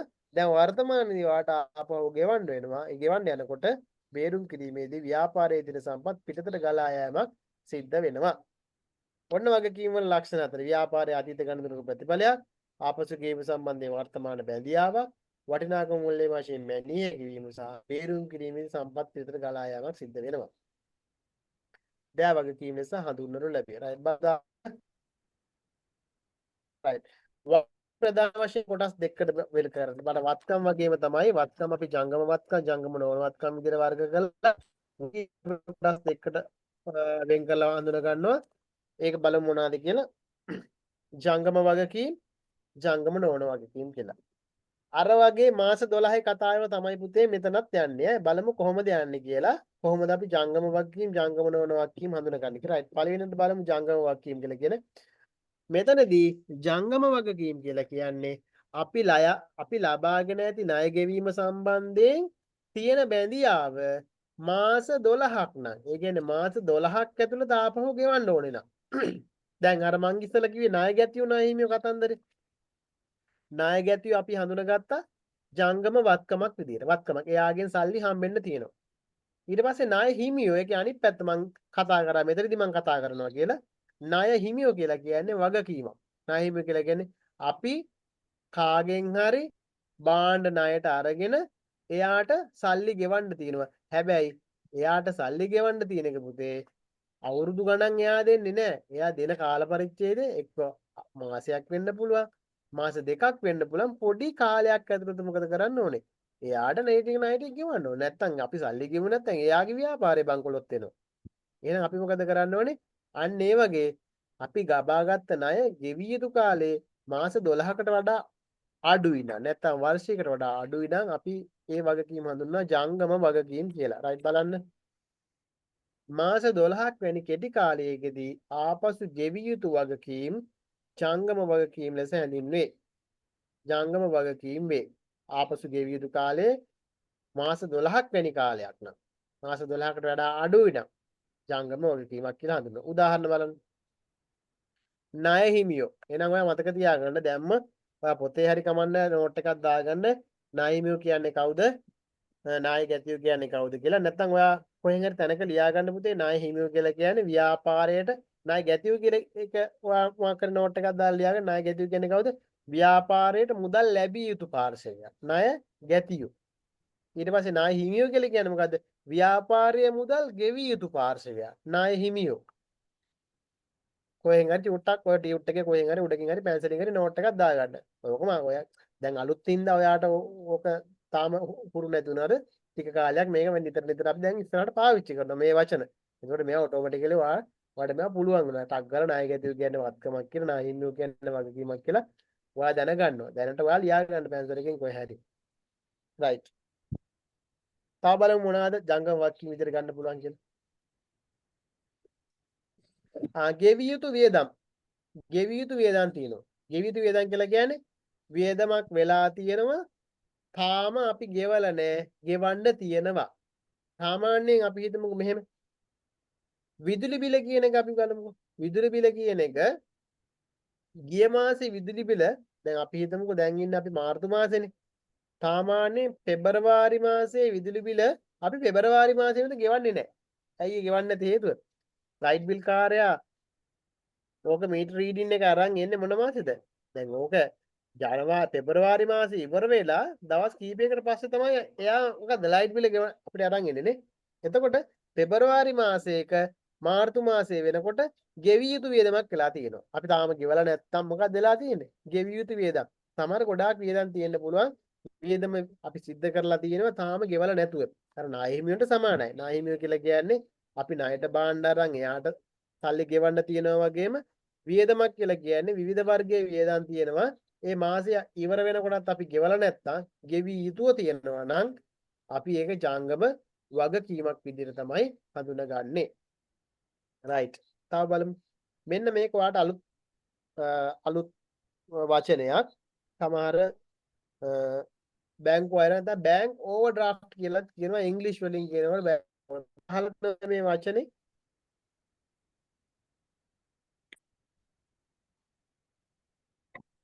මේ වචනේ අහලා තියෙනවද බැංකු අයිරාව කියන එක? නෑ සර්. නෑ.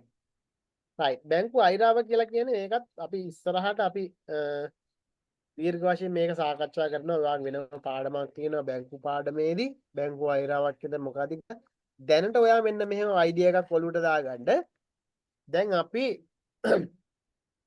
ව්‍යාපාරයක් කරගෙන යනකොට ව්‍යාපාර බැංකු ගණන් සිද්ධ කරනවා. එතකොට ව්‍යාපාර කටයුතු සිදු කරගෙන යන්නේ සාමාන්‍යයෙන් ඔය ඉතිරි කිරීමේ ගිණුමක් නෙවෙයි. ඒකට තියෙනවා ජංගම ගිණුමක් කියලා. චෙක්පත් මගින් ගණන් කර සිද්ධ කරනවානේ.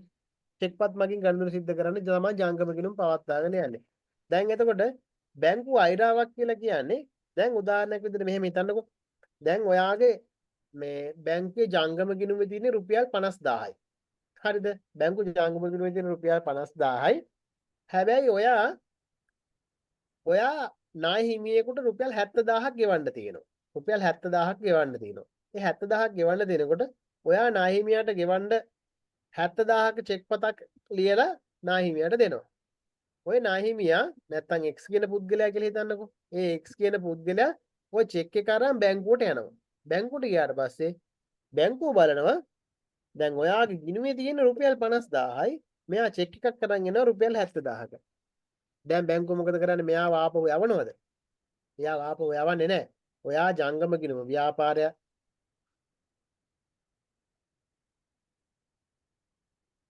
අපිට දෙන්න.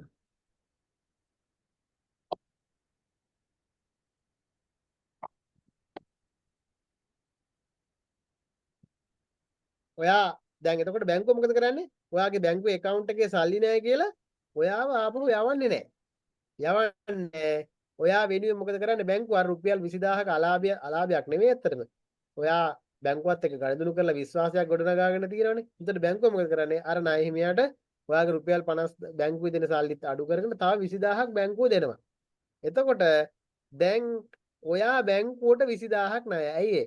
බැංකුව ඔයා වෙනුවෙන් 20000ක් වැඩිපුර අර ණය හිමියාට ඔයා ගෙවලා දෙනවා. ඇයි ඒ වාගේ බැංකුවේ account එකේ තිබ්බ රුපියල් 50000යි ඔයා චෙක් එක ලියලා තියෙනවා රුපියල් 70000කට. එතකොට බැංකුවට එයා අරන් යනවා රුපියල් අරන් ගියාට පස්සේ බැංකුව මොකද කරන්නේ? 70000ක්ම ගෙවනවා. දැන් ඔයක 20000ක් මොකද වෙලාද? ඔයාගේ බැංකු account එකේ මේ බැලන්ස් එක මයිනස් යනවා. දැන් ඉස්සලා 50000ක ප්ලස් එකක් තිබුණේ වත්කමක් විදිහට තියෙනවා. දැන් මොකද කරන්නේ? ඔයා දැන් බැංකුවට ණයනකොට ඒ වත්කම් ශේෂය මොකද්ද වෙන්නේ? වගකීම් ශේෂයක් බවට පත් වෙනවා. මේක කෙටි කාලීනයි. ඔයා මාසයක් වැනි කුඩා කාලයක් ඇතුළත මොකද කරන්නේ? බැංකුවට ටක් ගාලා ගින් ඒ 20000 දෙන්න ඕනේ. එතකොට ඒ 20000 ශේෂය අපි කියනවා මොකක්ද? ඒකට නමක් බැංකු අයිරාව කියලා කියනවා. බැංක් ඕවර්ඩ්‍රාෆ්ට් කියලා ඉංග්‍රීසි වලින් කියනවා.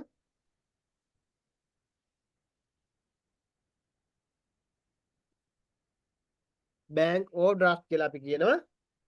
ඒකට පැහැදිලි වුණාද බැංකු අයිරාව කියලා කියන්නේ මොකක්ද කියලා? නැත්නම් මම ආපහු පැහැදිලි කරන්නද? තේරෙනවා සර්. තේරුණානේ? ඒ කියන්නේ දැන් රුපියල් 50000ක් බැංකුවේ දෙනකොට ඒක අපිට වත්කමක්. ඇයි ඒ බැංකුවේ අපි සල්ලි දෙනවා රුපියල් 50000ක්. දැන් ඊට පස්සේ බාරයා චෙක් එක අරන් ගියාට පස්සේ එයාට රුපියල් 70000ක් ගෙවලා දැන් බැංකුවට මම 20000ක් ණයයි. දැන් බැංකුවේ තියෙන ධන ශේෂය මොකද වෙලා තියෙන්නේ? ඍණ ශේෂයක් වෙලා මම බැංකුවට ණයකාරයෙක් වෙලා. ඉස්සෙල්ලා බැංකුවේ සල්ලි තිබුණා 50000. එතකොට වත්කම. දැන් 20000ක් වෙලා ඒක ජංගම වගකීමක් වෙනවා. ඒකට කියන අපි බැංකු අයිරාව කියලා. තේරුම් නැතුණා දැන් තමයි මම ඔයාලට තේරුණානේ මේක. තේරුම් නැතුණත් අවුලක් නැහැ. මොකද ඉස්සරහා පාඩම් වලදී මේක කතා කරනවා කිසි දෙයකට බය වෙන්න එපා. ඔයාලට මේක පැහැදිලි වෙනවා ඉස්සරහට. හරි. ඊළඟට යන්න මොනවද කියලා? හරි. ජංගම නොවන වගකීම්. ජංගම නොවන වගකීම් කියලා කියන්නේ එහෙනම් පුතේ මොකද? ව්‍යාපාරය ලබාගෙන ඇති ණය ගෙවිය යුතු කාලය අන්න වර්ෂයකට වඩා වැඩි නම් මාස 12කට වඩා වැඩි කාලයක් තියෙනවා නම් ඒක අපි හඳුන්වනවා ජංගම නොවන වගකීමක් කියලා විදියට. සාමාන්‍යයෙන් අපි බැංකු ණය ගන්නවානේ. බැංකු ණය දෙන්නේ කෙටි කාලින බැංකු ණය නෙවෙයි. සමහර කෙටි කාලින බැංකු ණයක් තියෙනවා. මාස 12කට වඩා අඩු කාලෙද ගෙවන්න ඕන. සාමාන්‍යයෙන් බැංකු ණය කියනවා මොකද්ද? දිගු කාලීන බැංකු ණය තමයි ගොඩක් තියෙන්නේ. එතකොට අවුරුදු 5කින් ගෙවන්න, අවුරුදු 10කින් ගෙවන්න, අවුරුදු 7කින් ගෙවන්න, අන්න ඒ වගේ අවුරුද්දකට වඩා වැඩි කාල පරිච්ඡේදයකින් ගෙවන්න තියෙන ණයවලට අපි කියනවා මොනවද? ජංගම නොවන වගකීම් කියලා කියනවා. නැත්තම් කල්බදු ණය. දැන් ඔයාලා කල්බදු ණය කියන්නේ ලීසින්.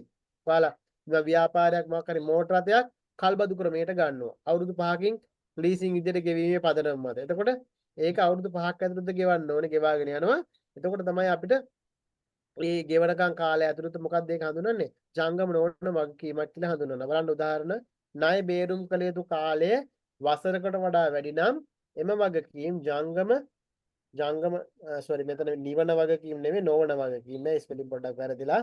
ණය බේරුම් කළ යුතු කාලය වසරකට වඩා වැඩි නම් එම වගකීම් ජංගම නොවන වගකීම් නැතිනම් දිගු කාලින වගකීම් ලෙස හැඳින්වේ කියලා කියනවා. බලමු උදාහරණ.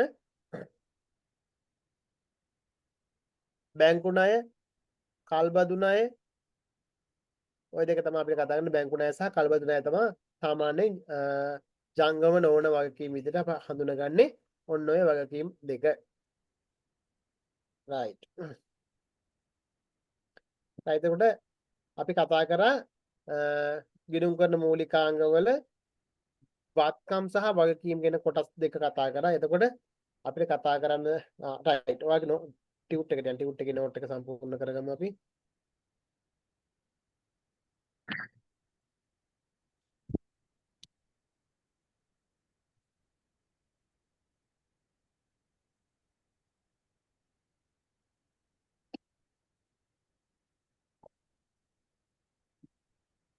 right. වගකීම් ව්‍යාපාරයේ අතීත ගනුදෙනු ප්‍රතිඵලයක් ලෙස ඇති වූ ආපසු ගෙවීම සම්බන්ධයෙන් වර්තමාන බැඳියාවක් පවතින වටිනාකම මුල්‍යමය වශයෙන් මැනිය හැකි බේරුම් කිරීමේදී සම්පත් පිටතට ගලා යන දෑ වගකීම් ලෙස හඳුන්වනු ලැබේ කියලා කියනවා. හරි, මේකේ උදාහරණ විදිහට කීප ඔක්කොම දාන්න එපා. දැන් ඔක ජංගම වගකීමකට ජංගම නොවන වගකීමකට දෙකේම දාන්න නිසා නිකන් ඔයා ලියන්න මේකේ ණය හිමියෝ උදාහරණ විදිහට ණය හිමියෝ බැංකු ණය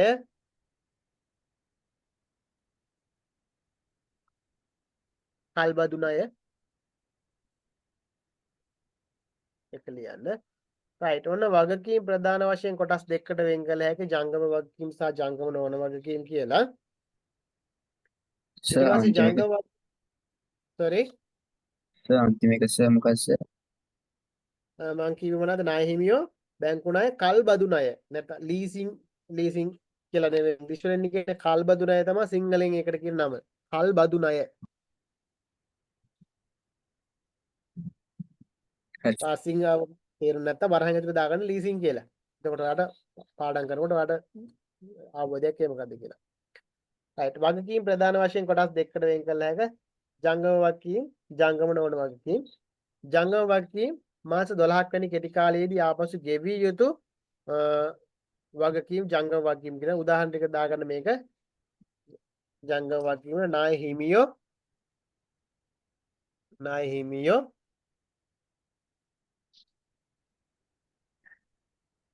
ගෙවිය යුතු වියදම්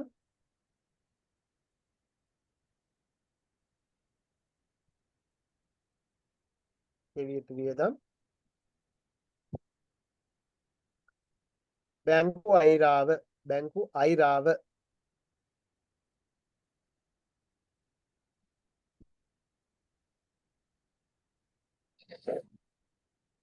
right. ජංගම නොවන වගකීම් බලමු. ජංගම නොවන වගකීම් කියලා කියන්නේ මොනවද කියලා. ණය බේරුම් කළ යුතු කාලය වර්ෂයකට වඩා වැඩි නම් එම වගකීම් ජංගම නොවන වගකීම් නැත්නම් දිගු කාලින වගකීම් ලෙස හඳුන්වනවා. දිගු කාලින වගකීම් ලෙස හඳුන්වනවා. උදාහරණ විදිහට ලියන්න. බැංකු ණය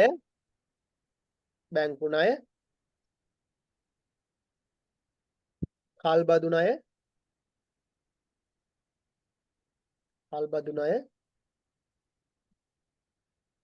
තව එකක් ලියාගන්න. උගස් ණය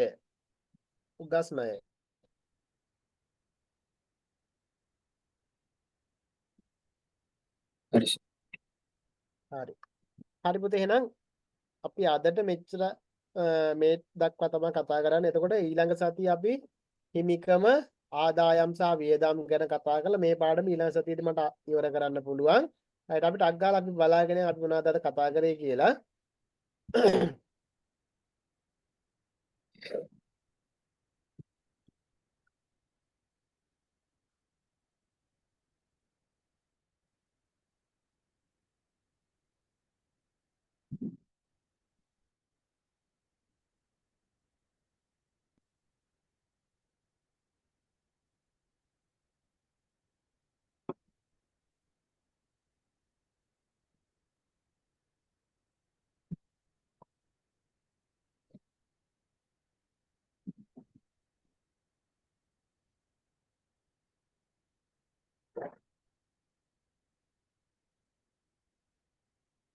හරි ගිණුම් කරන හැඳින්වීම යටතේ ගිණුම් කරන්නේ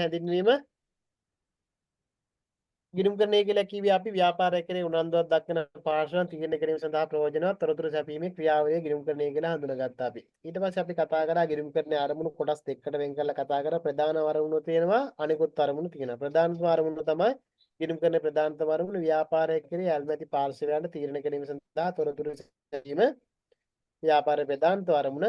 ඊට පස්සේ අනිකුත් අරමුණ විදිහට ලාභය දැන ගැනීමට ව්‍යාපාරයේ මුල්‍ය තත්ත්වය දැන ගැනීම නීතිමය අවශ්‍ය කිරීමට ආශාව කර ගැනීමට සම්පත් කාරණා කතා කරා. ඊට පස්සේ ව්‍යාපාරයේ ගණතුනා සිද්ධීන් ගැන කතා කරා. ගණතුණු කියලා කියන්නේ ව්‍යාපාරයකට විවිධ පාර්ශ්වයන් අතර සිදුවන සම්පත් හුවමාරුව ගණතුණුවක් ලෙස හැඳින්වුවා. උදාහරණ විදිහට අපි මේවා දාගත්තා. මෝටර් එකක් මිලදී ගැනීම, විදුලි ගාස්තු ගෙවීම, වාහන විකුණුම වගේ දේවල්. ඊට පස්සේ සිද්ධි ගණතුණුව ගණන කතා කරා. සම්පත් වල වෙනසක් සිද්ධ වෙන්න ඕන ගණතුණුවක් නම් මුල්‍යමය වශයෙන් මනින්න පුළුවන් වෙන්න ඕනේ. කළමනාකරන තීරණයක් වෙන්න ඕනේ. ඊට පස්සේ සිද්ධීන් ගැන කතා කරා. සිද්ධියක් කියලා කියන්නේ ව්‍යාපාරයේ සිදුවන යම් සිදුවීමක් නිසා හේතුව ව්‍යාපාරයේ සම්පත් වල සිදුවන වෙනස් වීම සිද්ධීන් කියලා හඳුන්වනවා. සිදුවීම් වලට උදාහරණ ව්‍යාපාරයේ භාණ්ඩ තුගයක් සොරගෙන යාම, ව්‍යාපාර ණයගැතික මුන්නත් වීම, තොග හානි අලාභ. ඊට පස්සේ ගිණුම් කරන අදාළ කරවන මුල්‍යමය වශයෙන් මැනියක ගණතුනා සිද්ධීන් පමණයි කියලා අපි කතා කරා. සේවකයන්ගේ දක්ෂතාවය, කළමනාකරන නිමිය යාම වැනි කාරණාවන් අපි ගිණුම් කරනදී අදාළ කරගන්නේ නැහැ කියලා කතා කරා. ඊට පස්සේ ගිණුම් කරන මූලිකාංග පහක් ගැන අපි කතා කරා. ගිණුම් කරන මූලිකාංග පහ තමයි වත්කම්, වගකීම්, හිමිකම්, ආදායම් සහ වියදම් කියලා. ඔයක තමයි ගිණුම් කරන මූලිකාංග පහ. ඊට පස්සේ අපි කතා කරා ව්‍යාපාරයේ ගිණුම් කරන ක්‍රියාවලිය සම්බන්ධයෙන්. ගිණුම් කරන ක්‍රියාවලිය සමාන ගණතුනා සිද්ධීන් තියෙනවා. ඊට පස්සේ ගිණුම් ක්‍රියාවලිය තියෙනවා. ඊට පස්සේ නිමවුම තියෙනවා. මේක ඔයා පාඩම් කරන්න යන්න එපා. නිකන් අවබෝධය සඳහා විතරක් ඔයා බලා ගන්න කියලා මම කිව්වා. මොකද ටෙක්ස්ට් බුක්ස් එකේ ඔයාගේ මේක නෑ ගිණුම් කරන ක්‍රියාවලිය සම්බන්ධයෙන් කතා කරන්නේ නෑ. හැබැයි ඔයාට සාමාන්‍ය දැනීමට ඕන නිසා මම මේක දාලා තියෙන්නේ. ඊට පස්සේ වත්කම් ගැන කරා වත්කමක් කියලා කියන්නේ අතීත ගණතුණු ප්‍රතිඵලයක් ලෙස අනාගත ආර්ථික ප්‍රතිලාභ ඉපීමේ හැකියාවක් ඇති වටිනාකම මුල්‍ය වශයෙන් මැනිය හැකි ව්‍යාපාර පාලනය කළ හැකි දෑ වත්කම් ලෙස හඳුන්වනවා. උදාහරණ මෝටර රථ, ගොඩනැගිලි, මුදල්, ඉඩම් වගේ දේවල්. ඊට පස්සේ ව්‍යාපාරික වත්කම් කොටස් දෙකකට වෙන් කරන්න පුළුවන්. ජංගම වත්කම්, ජංගම නොවන වත්කම් කියලා. ජංගම වත්කම් කියලා කිව්වේ මාස 12ක කෙටි කාලයේදී භාවිතා කරන විකිණීම මුදල් බාර පරිවර්තන සිදුවේ අපේක්ෂිත වත්කම්. උදාහරණ අපි කතා කරා මුදල්, බැංකු මුදල්, ණය ගැතියෝ, භාණ්ඩ තොගය, ලැබිය යුතු වියදම් කියලා. ඊට පස්සේ ජංගම නොවන වත්කම් කියලා කියන්නේ මාස 12කට වඩා වැඩි කාලයක් භාවිතා කරන අපේක්ෂිත නැති වත්කම් කාලයකදී අග වෙනස් නොවන වත්කම් කියලා.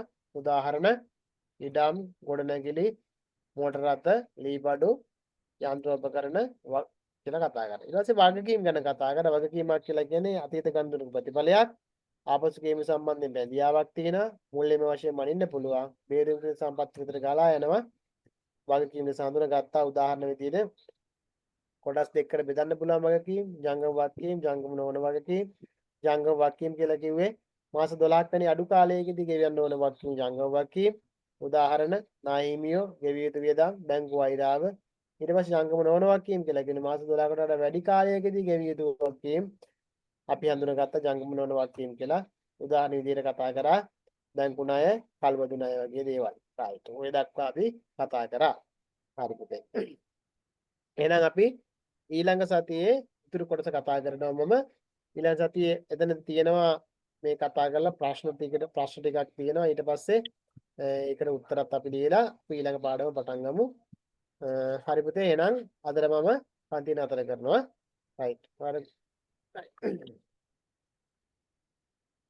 ආයිබෝන් සර්. හරි.